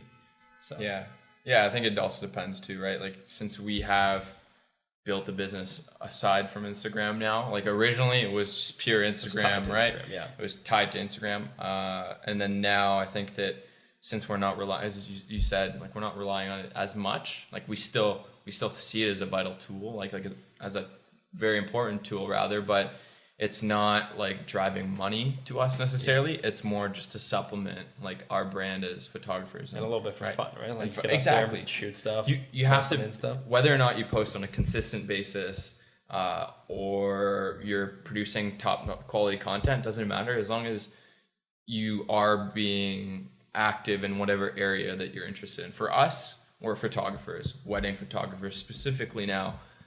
If I wasn't posting on Instagram and we weren't shooting weddings and weren't meeting with clients, then I'd say there's a problem, right? But the fact that we do have, like, we're keeping busy outside of the platform and on the platform, but just not as much, I think that's fine. But if you're just purely trying to build an Instagram business, or you're just starting out, like if you're not on Instagram, like just make sure you're producing content and sharing it in other ways. Because that's totally fine too. Not everybody has to run an Instagram-based business. And in fact, I'd consider, like, just like you podcast, you have so many different ways of engaging with audiences now. YouTube, SoundCloud, you can name it, Snapchat. And it'd be silly just to say all eggs, one basket, and not consider at least the other platforms. Even a website. I mean, I listen to podcasts with Tim Ferriss, like one of the most like influential like entrepreneurs and visionaries, I guess, in the internet community. And he's like, just make an email list. It's the most trusted platform. That's the best way that you're going to get people, because for someone to give them your email, like I'm reluctant to give emails at like JCrew or whatever. And they're like, oh, sign up for, I'm like, no, it's my email. Like I do what I want with it. So there's so many different ways to engage with people. And for us, it's interesting having gone from just Instagram to, okay, let's see beyond that, focus on our website, focus on just Kijiji ads for a few weeks or something. For sure. It's all over the place. Yeah, I mean, bottom line, when it comes down to it, I think just have fun in what you're doing with it, because it's going to come across if you don't. And it's going to come across to yourself when you're doing it and you're not having fun. Like, having to worry about how your Instagram photo is going to perform is at some level going to make you not want to post that photo or not want to take that photo. Yeah. Not wanting to do wedding photos, not wanting to do the follow-up, not wanting to do the work. People are going to end up finding out. Like, you're going to have an attitude problem one day, and it's just going to be, it's going to come across that way when you talk to clients. That's not going to be good for business. We do all these different kinds of things. People will know when you're not having fun, when you're not caring about it. That's not going to be good for you. That's not going to be good for them. That's not going to be good for your business. It's just a lose situation all around. So if you're not having fun with it, try to find a way to have fun with it. And if it's really just, not working out the way that you thought it would, maybe you have to reevaluate what you're doing and see what you can do differently. Yeah. I think there's like I was just thinking that now there's two sides to it. I could say we went from 500 likes to, let's say, 300 or 100 likes on a post, and I'm sad. So I could look at it and say, well, you got 100 likes on a post. That's 100 people that actually like your work. Or you could say, oh, well, we used to get 500 and now I'm like frustrated, right? So there's always two sides to the coin. And I found myself in that Instagram like metric trap where you're like, I need to grow. But then you're like, okay, well, actually that's 100 people that like engage in your stuff, or that could be 10 people that like your stuff. Doesn't have to, it's all relative, right? But it just really depends on how you look at it. What's your mindset? Like, make sure that other stuff in your life's going well too, right? Are you eating properly, or like, are you getting out? Like, are you spending time with your friends? Because it's so easy just to dive or dig yourself into a hole and be like, I'm not getting the metrics I expect from myself. And then also like the social validity, almost like, do I need 100 people or 100 likes to make me produce the work that I do? Well, hopefully not. Like, hopefully you genuinely love it, right? As Brendan was saying, just like our podcast, we maybe we definitely get less than 50 listens on an episode. But for us, as long as one person listens to it and is like, hey, cool, like I learned something, or like, I appreciate that, thank you. Heck, that's enough for us at that point to keep going. Yeah. So, and it scales, right? Like, I'm sure the people with 1 million followers probably have to deal with that, but at a 10,000 like or listen conversation. So yeah, just remember that it's scalable, and like we all have these ambitions and dreams of becoming the next big thing, but you have to be happy with yourself at your current state before you can keep going. Yeah, I mean, like, if you look at it and you're looking at growing on social media, being famous, being successful, like being the next Elon Musk, being the next, like, Bill Ken Gates, whoever that is. My boss brought it up today. It's like a guy, 2016 like presidential elections, that had like, he was famous for his red sweater. Oh, okay, yeah. And yeah. just like, like, that's a good example, right? Like, to me, it comes down to like essentially being like 25% being creative, 25% being motivated and working hard, and then 50% luck. Yeah. Because like at that point, when he decided to show up that day to do that thing, Ken Bones, whatever it is. Or, someone who decides to be super successful, creative following, was lucky enough to start at a point where they talk to a bunch of people who are willing to advocate for their work, share their work, follow them, right? You could do the most amazing, you could do the most hard work, have the most amazing content, the best ideas, and you might just never have that one person who believes in you, never have that one person who's going to say, like, share, follow, and that share never reached the other people who are going to, project it outwards. Luck, just luck, At that point, like, how many great ideas are out there? How many world-changing ideas are floating around in the world that never get picked up just because nobody had that chance to back them? Someone didn't have the money to get the next step done. Someone didn't have the right person to listen to them. Like, for all you know, you're on a bus, you have your business cards with you, and you're talking about photography with someone. The guy behind you could be like, wow, I'm looking for a wedding photographer, give me your card. Yeah. Right? That guy spilled his coffee on the way out, never made the bus. If the bus hit a pothole, missed a red light by a second, and he got on the bus after, to me, it's just worrying about it and overly obsessing over it. It's just not worth it, right? Because you never know what could have happened. You can only know what's happening to you now and what you can do to fix it. So yeah, I like that equation. It's something that I hold true to, and I give it as advice and also try and listen to it at times. It's like that idea. It's like how much work you put in multiplied by the luck, right? And the luck I can't control. We can't control the potholes, can't control like the coffee spills, whatever it may be. But what you can control is the work you put in. And that's why we wake up like 6 a.m. for a wedding, shooting till the crack of dawn, right? That's why I know that you're gonna sit up tonight or in the next few days editing a podcast until your fingers can't really function anymore and you're barely holding your eyes open. And that's where it really makes a difference, because the luck, it'll come. And for me to say, okay, well, Ken Bones is a celebrity because he wore a red sweater at an election.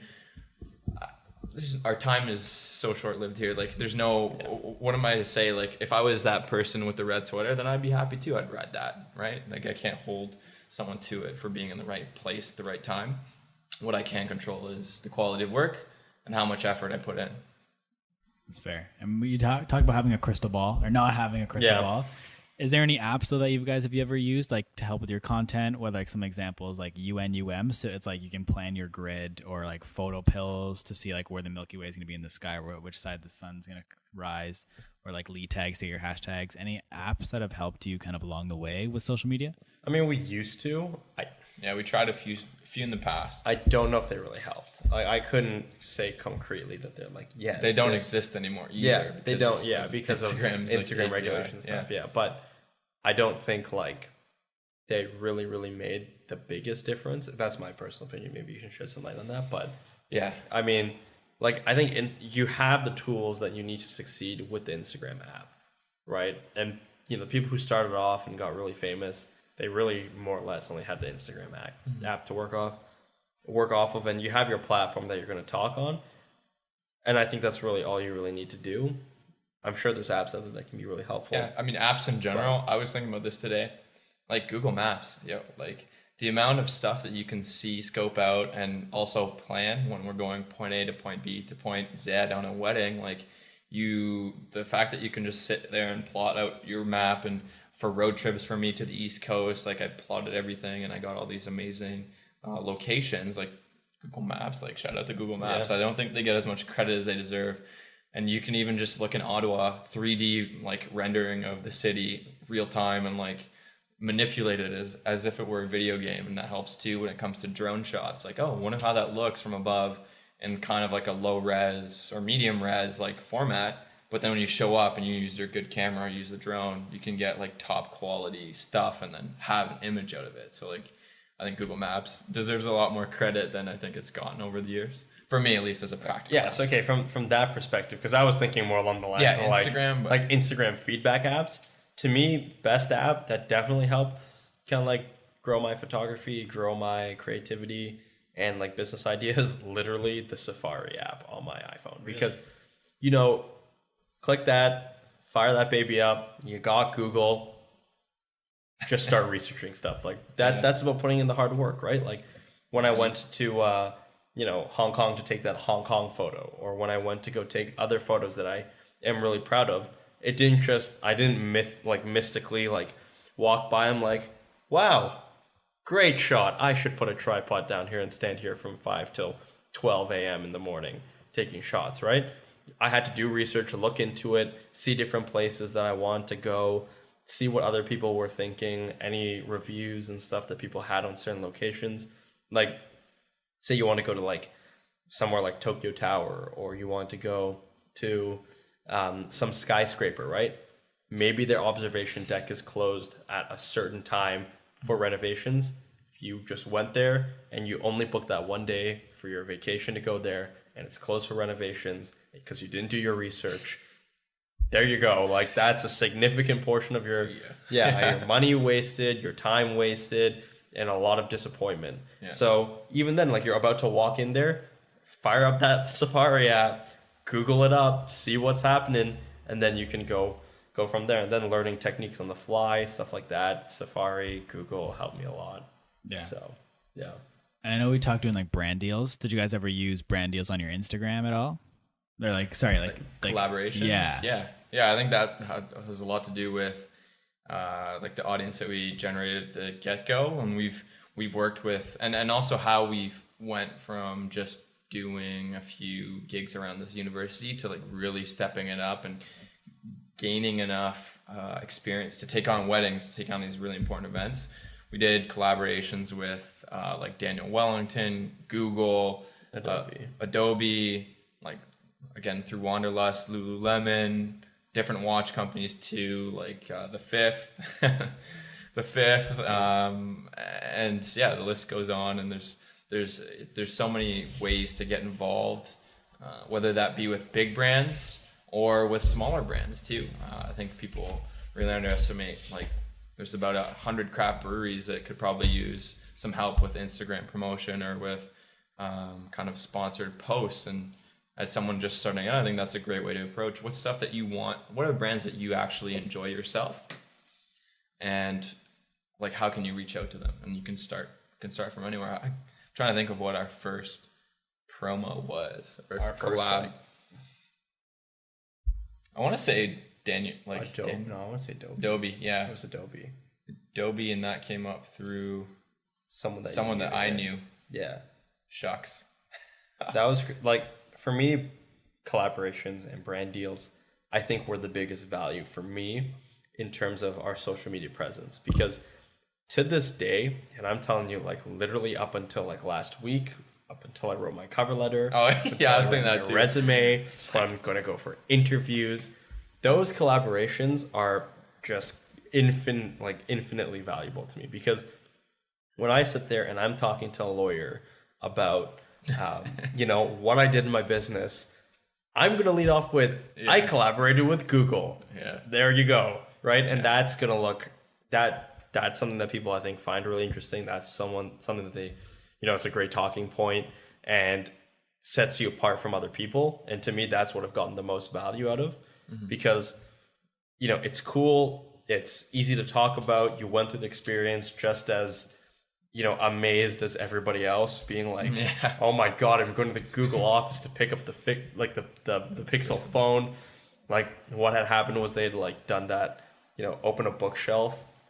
So they pull like a little book out of the bookshelf and like a secret door pops up, and I'm like, come on, like Hogwarts? You can't make this up. Like, and when I'm gonna, if I say that to someone in an interview, they're probably going to be like just as equally interested.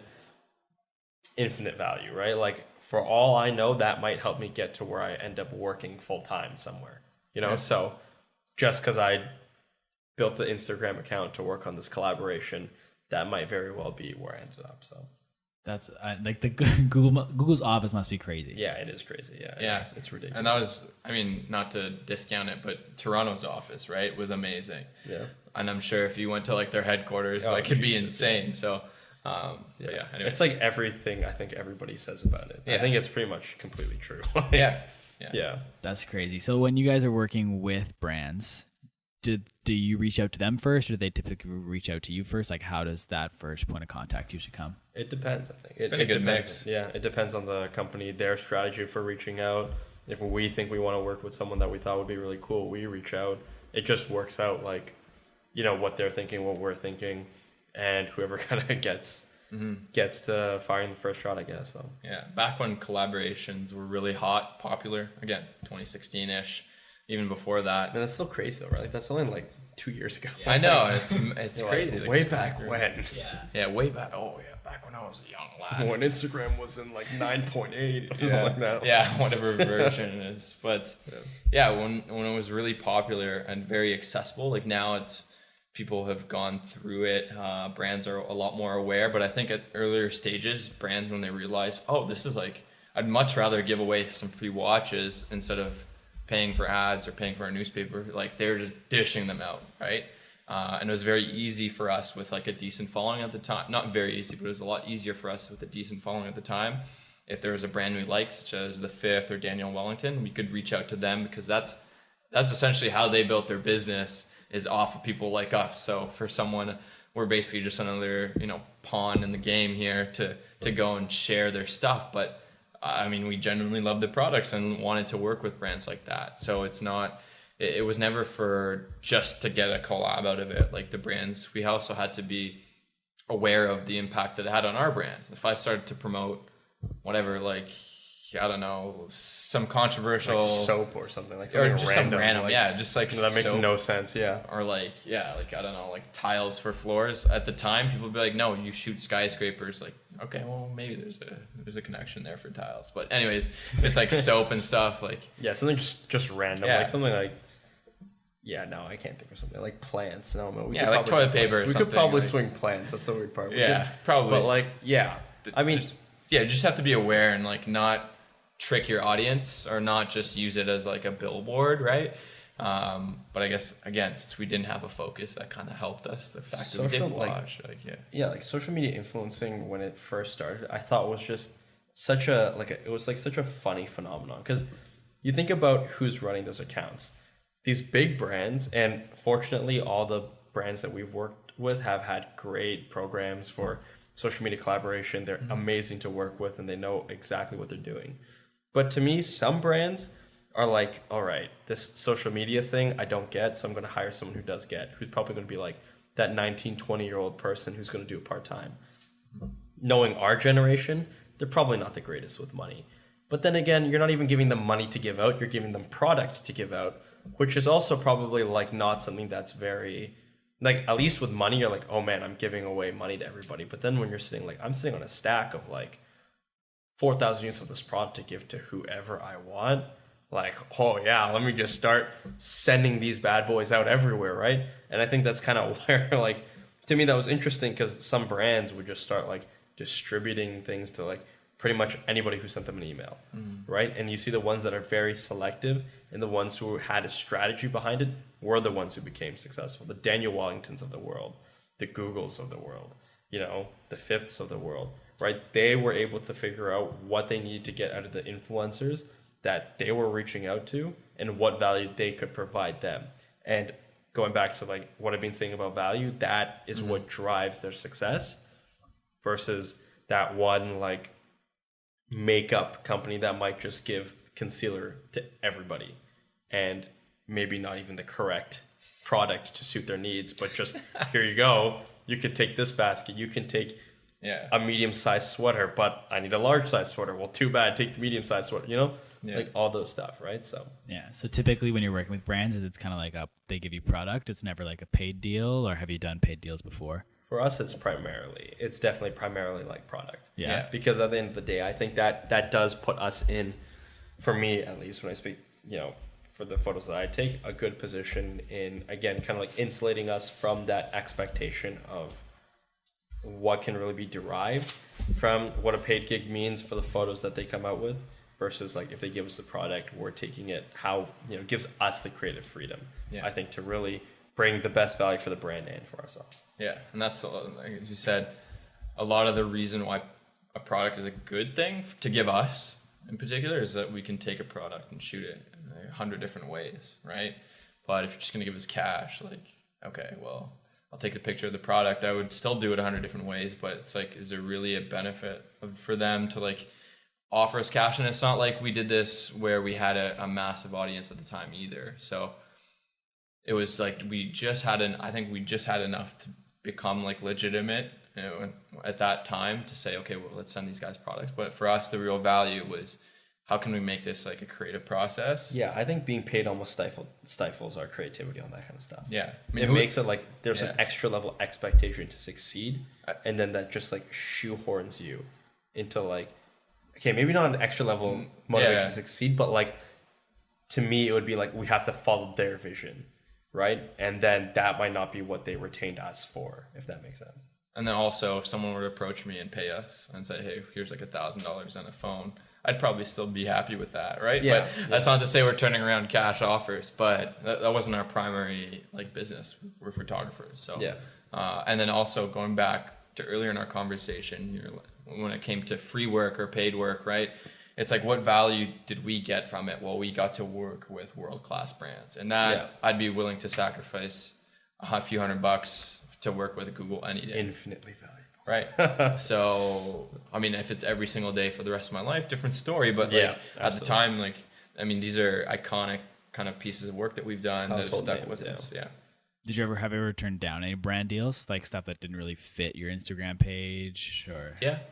yeah, we've turned down not too many, that being said, but different stuff like gym clothes or stuff that we didn't really like feel would fit in directly, right? Now I think like it's just that random stuff that just like maybe it's like just kind of hard to feasibly fit into our feed, like, and not make it look like it was a sponsored post.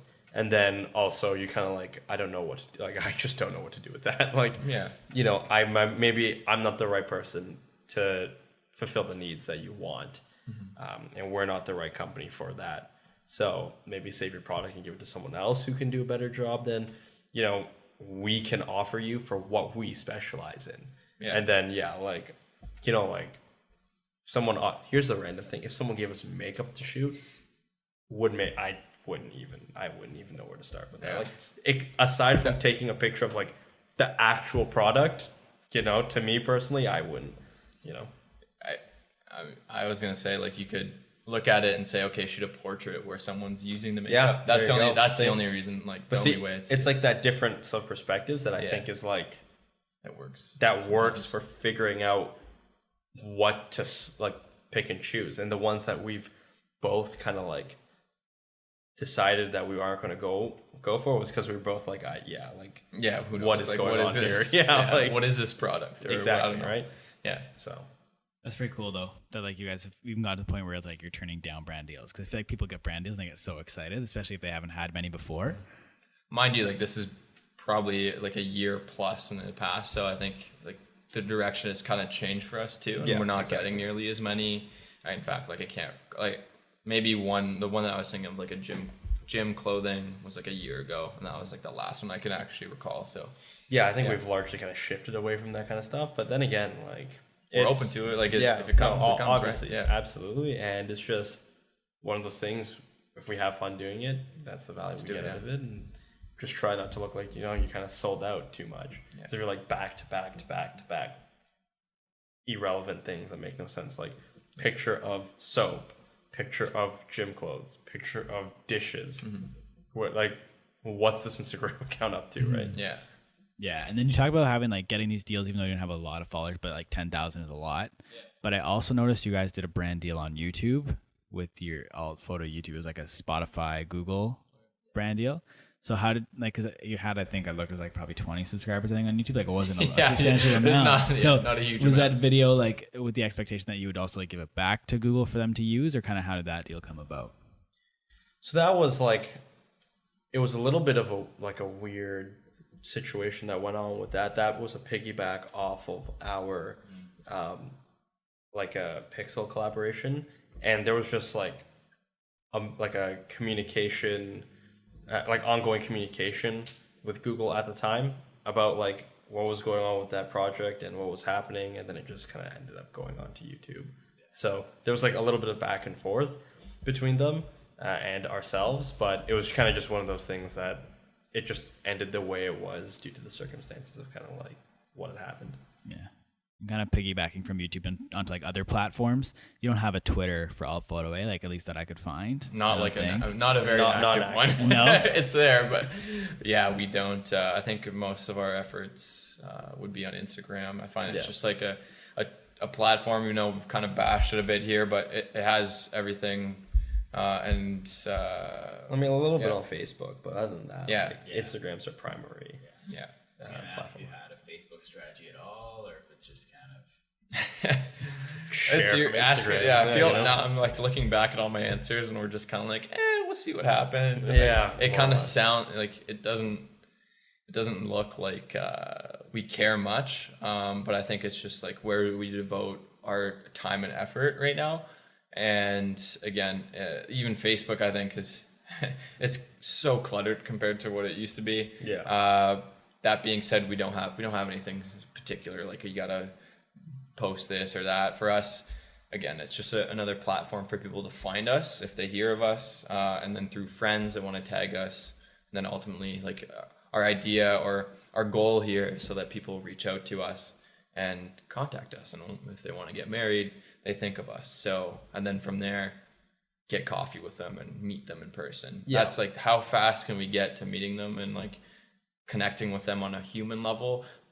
aside from all of these platforms that are great tools, but like they're tools at the end of the day. They're dealing with people, and that's really important to us. So that's where we kind of focus our efforts, is like getting to that people side. Following like directly up with that, and exactly like as Max said, I think the biggest benefit for us, for Facebook, for YouTube, for Instagram, is using them solely as a medium to meet new people and convert on those leads. Like our growth and our social media growth, I would almost say, doesn't even refer to the growth of engagements, followers, likes on any of those platforms. Our growth relates directly to being able to use those media platforms as a way to meet new people, talk to those people, get to know them, and eventually convert them into either business or a really great long-lasting relationship that we, can talk about, and that brings us either happiness or some form of value. And I think that is what social media for us is all about. And it's not as much just about like getting the extra several Ks, getting the extra several likes on these platforms. And then kind of keep continuing on with Instagram, with both of your personal Instagrams. Do you guys have an objective with yours? I know you post, but you don't have any pictures on yours. Like nothing. Mine's nothing. Like there Law was student. such a long time of me thinking what I should do with it, what could happen, what am I gonna do. And I was just like, you know what? I love what I post through alt. I generally put content creation. I've actually never considered personal content creation outside of what was reflected in the alt Instagram. And like, if I don't have time to even create that, I'm not gonna have time to create my personal ones. I get a lot of like great value and just have a great time with their podcasts. Yeah. So I love doing that, and I think that's kind of like what has really filled that gap. And then posting to alt, because like my personal one, I think is literally just for my friends to send me memes and my girlfriend to send me like puppy videos. Like that's like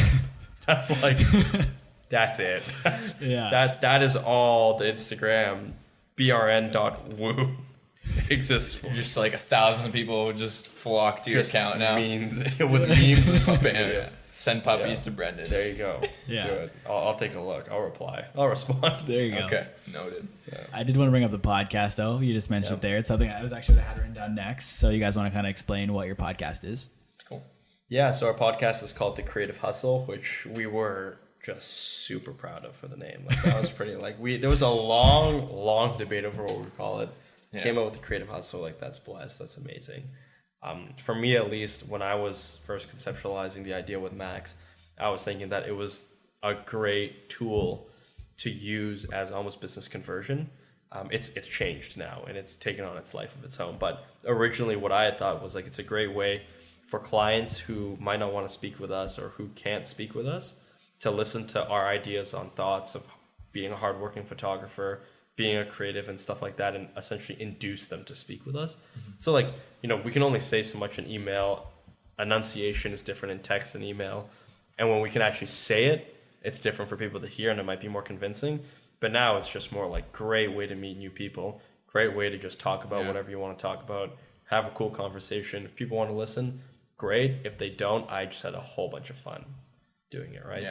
So I think, that's it in very general terms. I'd like to say, or just like kind of to add on there, is like we want to connect with other people just to have a conversation. Yeah. As Brendan mentioned, like this could be anyone from other fellow photographers, other influencers or marketers such as yourself. It could be a buddy that I met at the bus stop that's just like curious about guy who photography might not have talked to if he didn't spill his coffee. Yeah, exactly. Or the person who held the door open, or someone that's in investment banking. Like I look up to, and I've listened to a lot of podcasters, like Tim Ferriss and another photographer, Chase Jarvis, and they try and draw upon different areas and find the commonalities within a lot of different influencers and like what makes someone successful in their respective areas. Is it because they wake up at 6 a.m. or is it because they sleep in past noon? Is it because they're active on social media or active in the gym? Like there's different things that tend to kind of be common amongst different areas, different fields. And I'm addicted to learning about different people's perspectives at this point. Like as you said, it could be anyone. It could be someone you hold the door open to. It could be yourself, right? Like that's why I was so happy to be invited to this podcast and like just chat with someone else that has kind of that mentality, because you're a listener, and as a podcast host, you can't just like dominate the conversation. It's kind of weird talking so much right now, but and that's what I love doing. I'm a sponge. I want to learn about different things, and the podcast is a great way to do it, and also connect with other people. You never know. Could lead to a paid project, could lead to an awesome friendship, whatever, relationship. It could be anything. Like you never know. There's a lot to be said, and it's very easy for me to sit at home and just scroll through social media or watch another YouTube video. But putting yourself out there and meeting with people you don't know, putting yourself in arguably uncomfortable situations, which we've gotten used to, like it's totally like I find that the skill set we've developed has just been phenomenal. I know, I like thinking back to our first podcast, we're like butchering everything and everything, from the intro to the outro. Now, as you, like when I heard you introduce us, like it's a well-oiled machine, right? You get used to it. Yeah, honestly, it's just so much fun. Like that, I think that's what it comes down to. It's just a great time, and that's what keeps me coming back and continuously doing it. So yeah, exactly. Yeah. I noticed you haven't posted one in like 3 months. Is it coming back soon though? Yes, I'm happy you mentioned that. Yeah, I kid you not. Last night we recorded season 2 opener. Yeah. So. Oh, that's awesome. Yeah. Way back. Yeah. And we do have quite a few of them in the pipeline already that I've recorded with some other, I guess, some other. Well, they are influencers in their own right, but other entrepreneurs, young, like-minded individuals. So, looking forward to releasing those over the next few weeks. But yes, it has been a timely or a long time. Yeah. So that's awesome. Yeah. The last thing I want to do before we kind of wrap up here, is I have like a Q&A nice that I like to do typically. Right before Q&A, I ask one big final question here. What do you guys hope people take away from your content? In terms of like anything. Like if someone's looking at your picture, so like what do you want people to like feel? What is a big takeaway? If someone like sees a picture from Alt Photo, what do you want them to take away from it? I think in a sea, I'll go artistic here for a second, but like in a sea of content, to just be happy or to just feel some type of emotion from the half a second that you're scrolling through someone's picture, to like or not, like to feel some type of way or some type of feeling is huge. And I think ideally, which most people probably don't think about this when you see my work, but it's like inspire you to do something on your own time, right?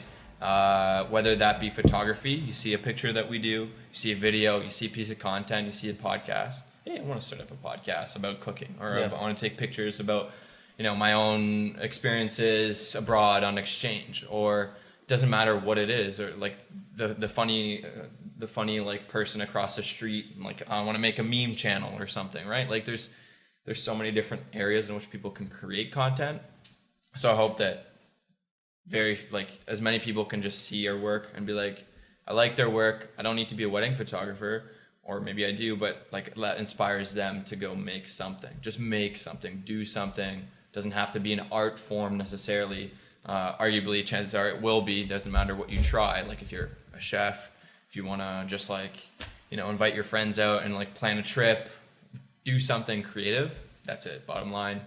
That's kind of what I hope people get. Yeah, like, it is deep down. Yeah, remarkably mind-blowing how alike we are, because I was like, until you asked that question, wasn't too sure what I was going to say. We both paused. That is that. I was like, I got the answer while he was starting to talk. I'm like, whoa, that is exactly what I was going to say. Like, kind of like when you see, the photos that I take, because I do landscapes predominantly, kind of like I want to go there. I want to do that. I want to experience those kinds of things, because I had a great time doing it. I had a great time learning about new things, trying out different things. I want to kind of see like people do that. And if someone can say, maybe one day I want to go visit Hong Kong for the Hong Kong photo, then it's done what I wanted it to do.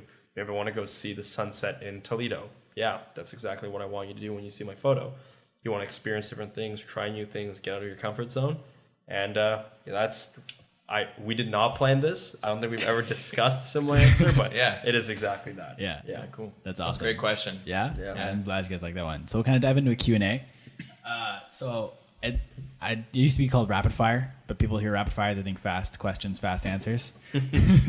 duck and cover. Cover. Yeah. All right. No, so you don't have to be like, you don't have to have fast answers if you don't want to. Just like kinda, you can, yeah. So Sure. first one is what's a show you're binging on Netflix right now, or Hulu, Amazon Prime, whatever. I haven't been binging much recently on Netflix, but one show that I'm looking forward to getting back on track with is Stranger Things. Yeah, great. And just hits like a nostalgic, and I think a nostalgic kind of like wavelength with me. And I think there's a lot of like, yeah, it's a very basic kind of like storyline where you're following. There's kids, there's like supernatural, and the way that it's cut and filmed, I really appreciate that. The soundtrack, A1. And yeah, I don't do much Netflix. Otherwise, on Netflix, I watch a lot of like, previously in the past like half a year or so, I've watched a lot of like Chef's Table, just like culinary stuff. It's pop culture. So Huang's World, yeah, Chef's Table, like binging with Bavish on YouTube. Yeah. It's not Netflix, but again, like that culinary side and trying to build up those skills because, yeah. Yeah. No, for me, the last show I binge watched was Jack Ryan on Amazon Prime. That was a fun show. Other than that, on YouTube, I watch a lot of like comical YouTube gaming like people and stuff, and I always find that funny. So I'll watch that. Yeah, that's awesome. Endlessly. Yeah. What's your favorite app that's not Instagram, Facebook, or Twitter? Favorite app? Yeah, what's one you use all the time? I was gonna say Google Maps. Google Maps would be that one. Wavelengths. Oh. Yeah. Google Maps. So other than Google Maps, Camera app. very, very specifically, my law school's career app, because that's been consuming my life. But other than that, yeah, probably my camera app. Yeah. Or like the text app, just talking with a whole bunch of people. Yeah, I'm trying to see like what's on like my homepage or whatever. Yeah, so I always cancel Facebook, Instagram, and Twitter because that'll be everyone's default. Oh, Yeah. So, no, that's a good one. No, yeah, me, it's definitely my messaging app. Kijiji, like I'm a huge Kijiji fan, so like buying and selling used stuff, I think that's a great platform to use if like you just have gear to get rid of or you're looking for something, you want to save a few bucks. I'm the Kijiji dude. Yeah, there you go. He knows best. I'm always like There you go. trying to find the best deals and whatnot. So Yeah. Anyways, Any Instagrammers that people should be following? yes, at the Jacob Kelly. Yes. Hey, that's right. Yeah. Yes, got that. I mean, follow people that like you look up to, not necessarily because they're like an aspirational travel photographer or influencer with all the latest Gucci and stuff. Like I get that, we all have like our hopes and dreams, but like follow people that you genuinely are passionate about, what they do and the way they approach their work, because that to me is like adds so much more value than just that really high level. Because I can go through my discovery page and it'll be filled with like the latest sneakers and like people flexing their new fits and whatever, and that's fine. Or on their amazing trip on these like in like Greece or something on a yacht. I'm like, cool, but like remember like people just have regular lives at the end of the day too. So if you can relate to people on like a more human level, that you genuinely like, let's say you listen to a podcast and then you understand that this person is more than just like their $1 million watch, and like you actually like them for who they are, then I think that's like the most important thing. So photographers alike, like that I look up to, Chase Jarvis, you probably seen a few of them on the alt page there. It's just, yeah, he just has quality content and isn't just about, you know, flexing the latest gear or traveling to the most exotic places. You know, he has and still continues to travel a lot. He's a lot more laid back and like understands that like there's a face that a lot of people put on just to be part of that like group, and then there's also like who are you when the camera's not pointed at you, right? Yeah. That's important.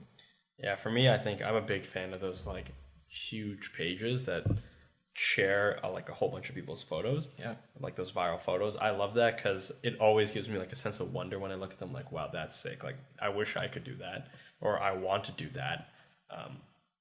It's a great source of inspiration. It introduces people to a lot of photographers. It's always cool to like click through and see what you can find and follow that trail of tagging to see what goes where. And I always find every time I do that, I find a great photo idea along the way and get inspired to do something different. But other than like maybe not specifically an Insta page, but a big resource that I follow and that I really love is F-Stoppers, because they give like a lot of great self-taught advice. Some of it might be behind a paywall, like their own courses are behind a paywall, but they give a lot of free advice.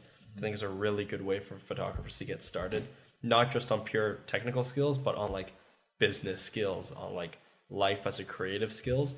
And I think that's really important. And I always read their stuff and follow them on Facebook. And that's what like dominates the majority of my Facebook feed.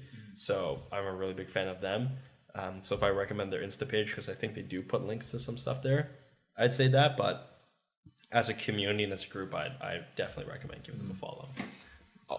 Also, quick point is from a different perspective. If you're trying to build an audience, or if you're trying to build up a brand for yourself, let's say you like to shoot cats, like shoot pictures of cats, just to be clear, like shoot pictures of cats and dogs.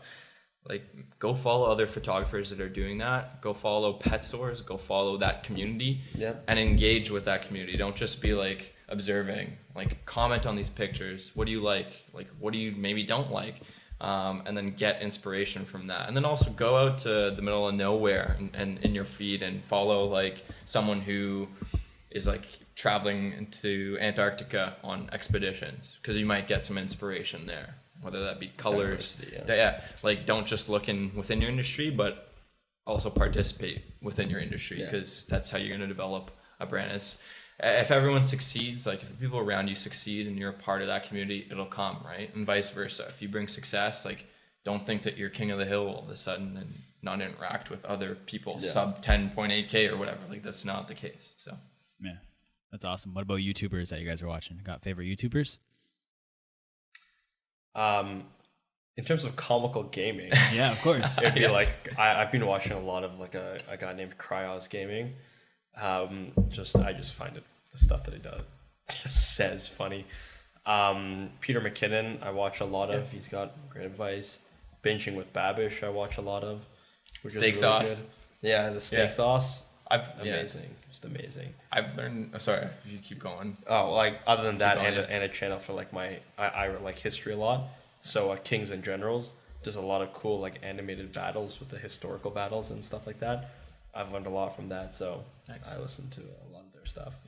Yeah, my YouTube subscription feed is just like a mix of a whole bunch of stuff, all the way from like sneaker influencers that travel and like create waves of hype for different shoes and stuff, to again like culinary stuff, which I've binged a lot, and Binging like I've learned like probably this much from what I've actually like seen or listened to. Yeah. But I've applied it, like, how do I properly cut a pepper? I'm like, yeah, can I do that? And like, it's cool, because like the more you consume, if you can kind of have a mix of entertainment, like my sneaker shows, and like when I watch Hot Ones, the show with hot questions and even hotter wings or whatever. No, hot wings, and even hotter question, whatever it may be with Sean Evans, like it's good entertainment value. But then if you subscribe to like History Channel stuff or learn how to dice an onion, like that's practical stuff too. So it's a balance of both for me. Yeah. Music that you guys listening to right now? I always listen to a lot of Drake. I'm pretty basic like that. Listen to a lot of Drake. Yeah, I'm mainly like a hip hop rap guy, but I also I've grown more to appreciate like alt rock. No, not a plug for alt, but like alternative rock. Like, I love the Killers. Like, there's just something about that band that like really resonates with me. I think the instrumentals and the kind of like the passion story behind like the voice like is really hits me. So like I'm pretty much all over the place for music. Yeah, anything with a sick beat I'll listen to. Yeah, it depends. Like music, it's just like movies, right? I'm not gonna go into a comedy and hear like Titanic like violins. Like I don't want that. Like just like if it's comically funny, you know.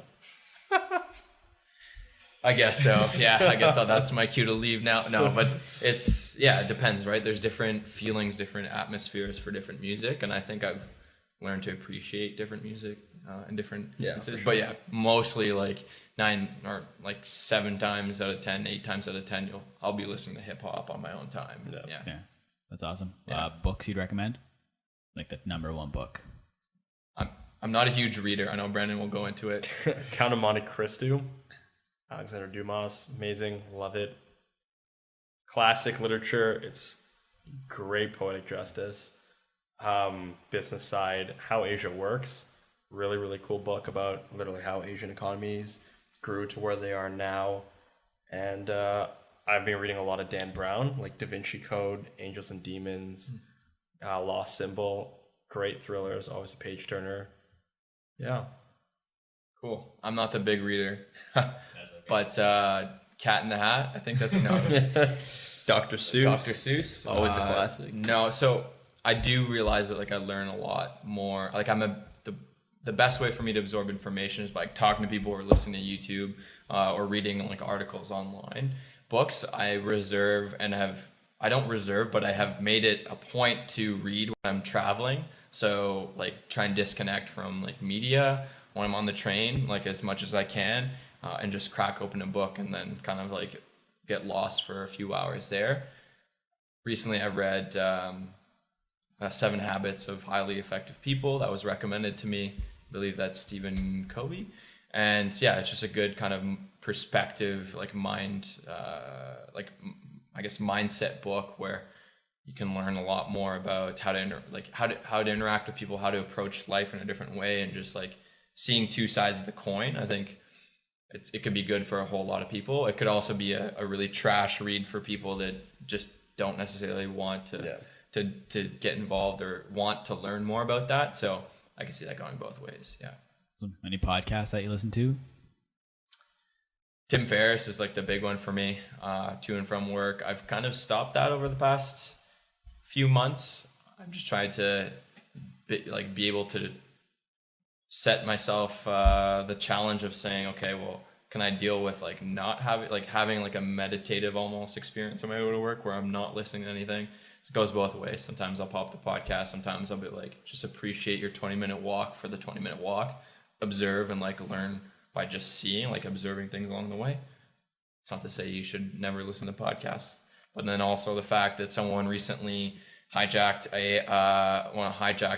essentially grabbed a car, or it was a uniform van, like those kind of like Canada Post looking trucks, and just took it for a joyride and then crashed it near our building at work.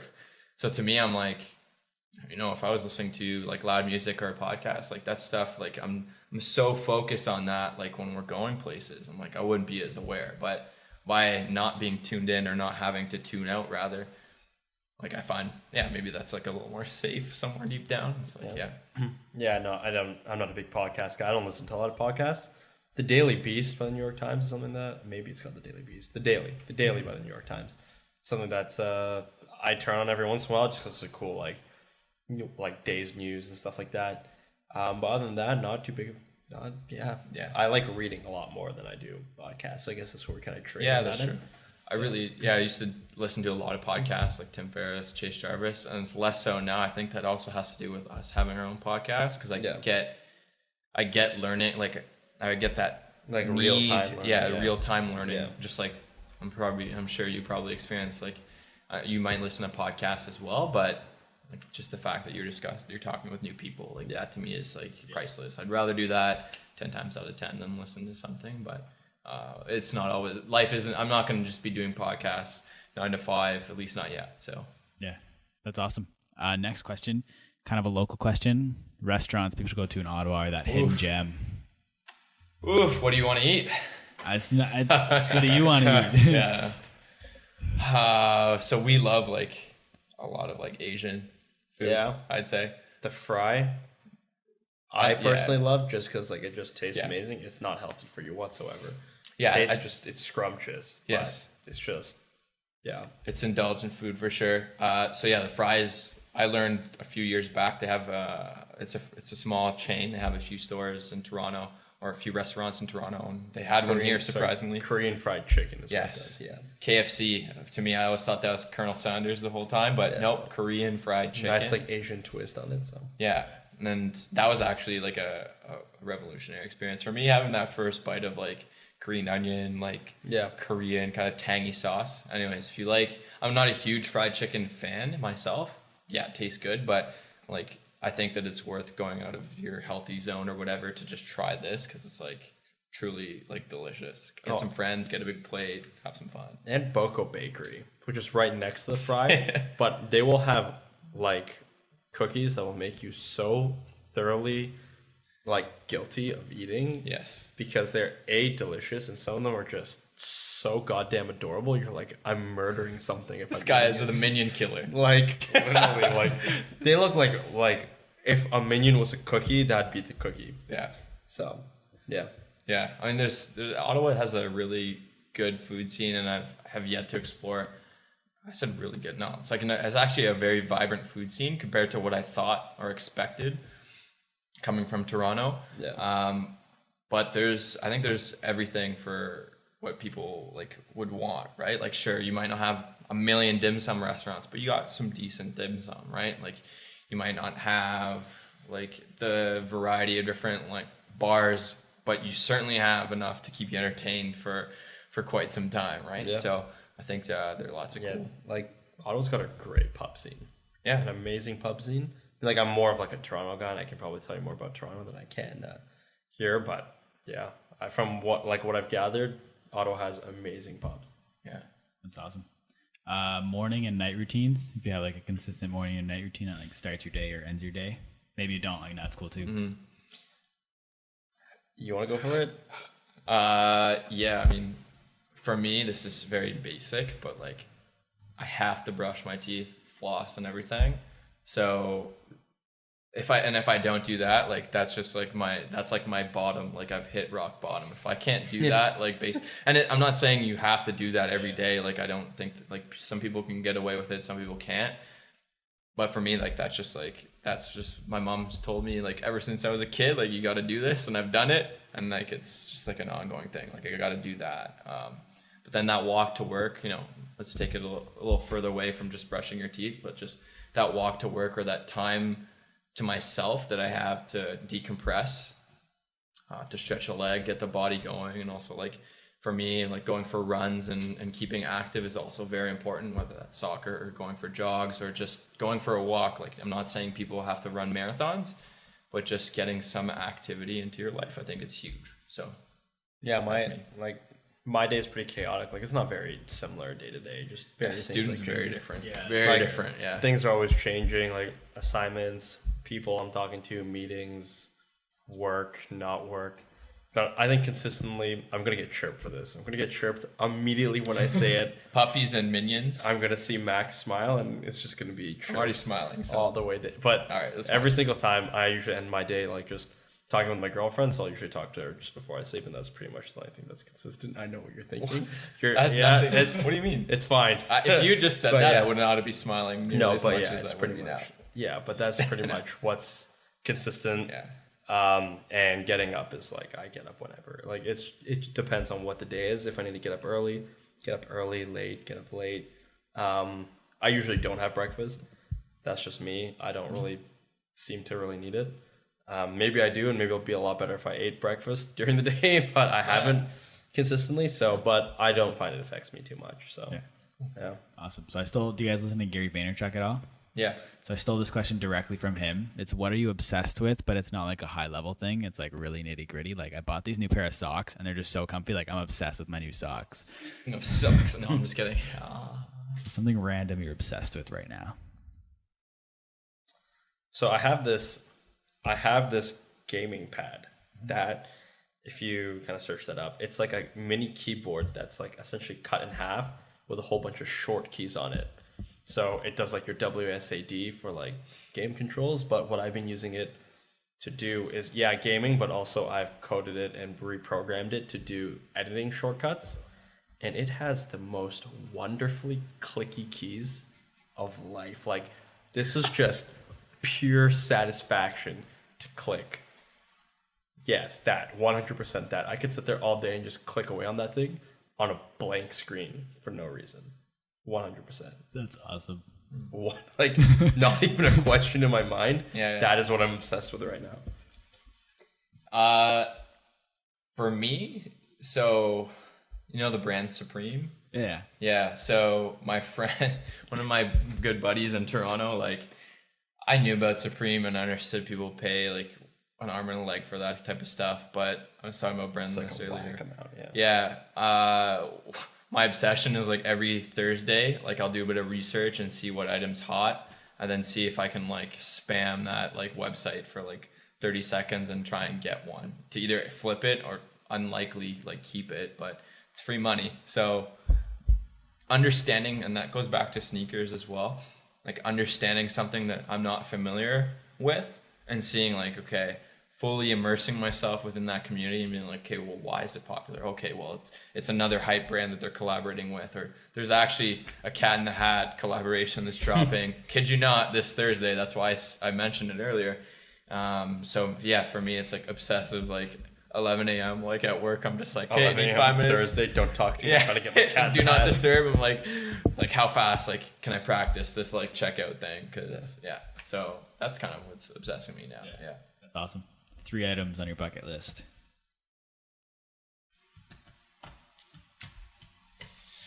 These are the hardest 3 questions. items on my bucket list right now: get a BMW E30 and fix that up. Really want to do that.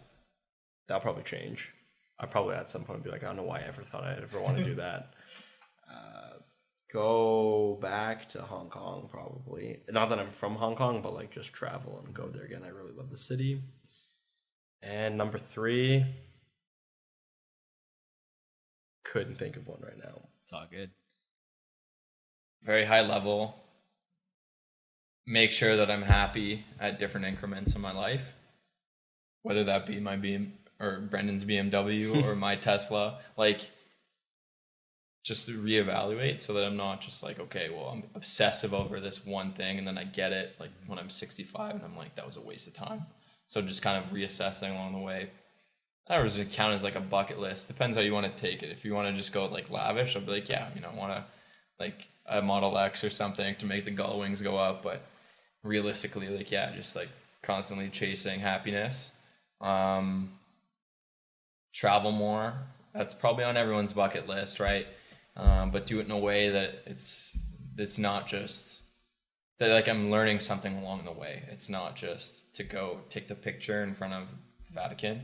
It's to go take a picture in front of the Vatican of the skyline at a certain time With the experience. the experience, right? Or go connect with locals along the way. That to me makes me really happy while traveling. Mm-hmm. And then bucket list is like spend time with family and friends and people that you truly look up to or truly like admire, because life's short.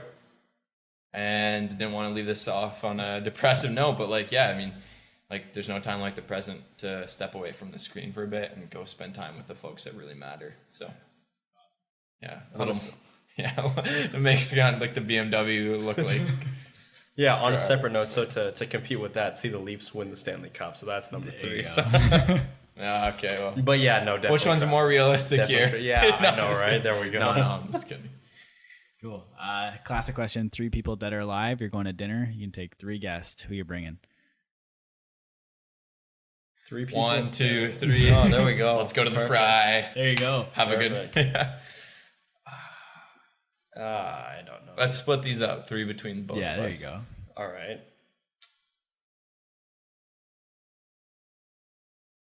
We can even go 1 and 1. Probably Warren Yeah, Buffett. at this point. I'd want to like see Warren Buffett destroy that Big pack. massive Omaha steak that he Okay. gets. And I also kind of wanted to see how like someone's been so successful at beating the market for so long. Yeah. And I hear he's like actually like a nice person. So yeah. I'd like to chat with Elon Musk, especially at this time. Yeah. Yeah, there's a lot of like controversy. Like he's stepped down from the board. Like there's a lot of pressure. And I won't go into whether I don't really know if he's like full of garbage or if it's like a sustainable and like profitable business to be had. But I do strongly believe in the power or like the idea or like the cause behind electric vehicles. If I could drive a Tesla now, I would. I don't, because they're still quite expensive. Yeah. But I do think that like that's paving the way, hopefully, for something good for the environment in our day and age. But also to chat with him about like the amount of pressure that guy faces on a daily basis when he wakes up is absurd. And I know it's easy to bash him for his like visionary ideas and smoking blunts on like podcasts and TV shows, but like just to maybe understand a little bit deeper, like be on the surface level of what the media covers of him and be like, okay, like, is this a guy, Tesla aside, like visionary status aside, would I still be able to like chat with him and enjoy his presence? That would be interesting for me at this time. Awesome. And like maybe hook me up with a discount. Yeah, there you go. Last question. Collab. Yeah. Toss the Tesla. Yeah, toss the Toss the Tesla up. All right, last question. It's kind of like a broad question, but what's one thing that everyone should know?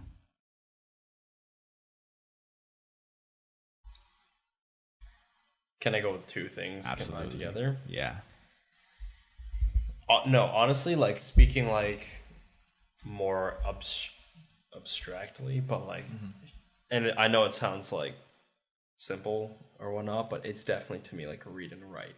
Like, I know in Canada we take that like for granted that most people can read and write, but like to me it still goes to that idea that there's so many good ideas out there. There's so many probably revolutionary ways of thinking and products that could change things that people don't, like take advantage of or don't come to fruition just because someone couldn't read or write and develop those ideas. To me, is kind of like ridiculous, right? Like I think everybody should have the opportunity to do that, and I think everybody should be given the chance to know how to read and write. Yeah. Still haven't quite thought about something, but let's see. I don't want to sound cliche, but This is a cliche question. Yeah. Like there is no time like the present, I guess. And again, like haven't heard that one before, but I think people should know that we live in a time where it might be overwhelming to have access to all this technology, to be, influenced for better or for worse by accounts with 100K followers and being told to buy this product or getting exposure to different sides of the world. Like there's so many pros and cons to it all, but I think that people should know that now is the time to put yourself out there, and that there shouldn't really be like an excuse anymore if you have an idea. Like the tools that we have now are 100 times like what we could have imagined 10, 20, 50 years ago. So the fact that I can shoot an entire Hollywood movie on a cell phone that more and more people are getting access to, I think it's phenomenal. So yeah, like now is the time, and we live in an era where there's like the least amount of excuses that we could make for ourselves, even though ironically, even myself included, like we're constantly working on this. Like it's easy to make those excuses for ourselves along the way. Oh, well, I don't have a 64 gig SD card instead of 32. So like, it's going to throw my like vibe way off. I won't be able to record enough video or photos. Like, or what, this camera is just not doing it. The low light's not working. Like, or there's so many food bloggers out there. What's the point of me starting my own? Like, just create content, see where it goes, and stop making excuses for yourself. And that's advice that I would give to myself too, because it's not just the one-way stream here. Yeah, that's awesome. Well, guys, I want to thank you so much for being on the podcast. Thank you for having us. Yeah, this has been really cool. It's been amazing. Yeah? Definitely the longest episode ever. I hope so. But that's awesome though. Like the longer the better. Like it's great. I want to give you guys the floor though. Where can the people find you? What do you want to plug? For sure. Yeah, people can find us. Well, hold on. First, thank you. Yeah, thank you so much for having us on your podcast. Before checking out our crap, make sure you're subscribed to to Jacob's stuff, because it's people like this, and there's people like hopefully like us with our podcast and our platforms that really get this community going for Ottawa, for young people, and for people that are just curious. So make sure if you subscribe to us, you subscribe to them, to him rather. You can find us on Instagram at alt.photo, and check out The Creative Hustle on SoundCloud, iTunes, like podcasts, as well as Google Play. And if you forgot about all those already because you're listening to this on your way to work, just go to Instagram, alt.photo. You can find out all of our social media plugs there. And yeah, shoot us a message if you're curious about what we do. If you want to just chat about photography gear, or you're getting married, I'd be happy to chat about anything. Yeah, absolutely. I think kind of because we didn't name that third person that we'd have dinner with or whatever, I think just to remember as well, when you're starting out, when you're doing anything creative, to remember what value means to you, what value means to other people, and that everything really is relative. Like the idea that, there's always going to be a balancing force, that there's going to always be something to counteract what you're thinking. So temper your expectations, but that doesn't mean don't try. Always give it a shot, and just remember, if you work hard, got at least 50% of it. Just hope you're lucky, exactly. So there you go. Perfect. Awesome. Well, thank you once again so much for being on the podcast. Thanks. Thank you to everybody for listening to this episode. If you've listened this far, I really, really appreciate it. Definitely make sure you go check these guys out. I'll make sure everything's linked in the show notes down below. But once again, it's at alt.photo and the Creative Hustle podcast. As I said, I'll make sure everything's linked. Thank you once again for listening. We'll talk soon. Awesome. Thanks.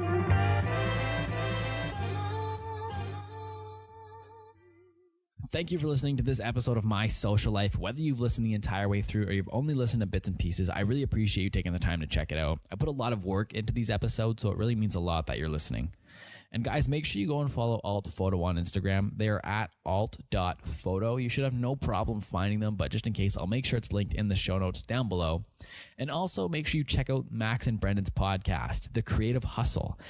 And I'll let you guys in on a little secret. After we finished recording this episode, we got to talking and they asked me to be on their podcast. So there's a very good chance you'll be able to hear me on their podcast soon. This will be the first time I've ever been on someone else's podcast as an interviewee, not the interviewer. So if you want to know a little bit more about me and kind of hear me from a different perspective, guys, definitely go subscribe there and stay tuned.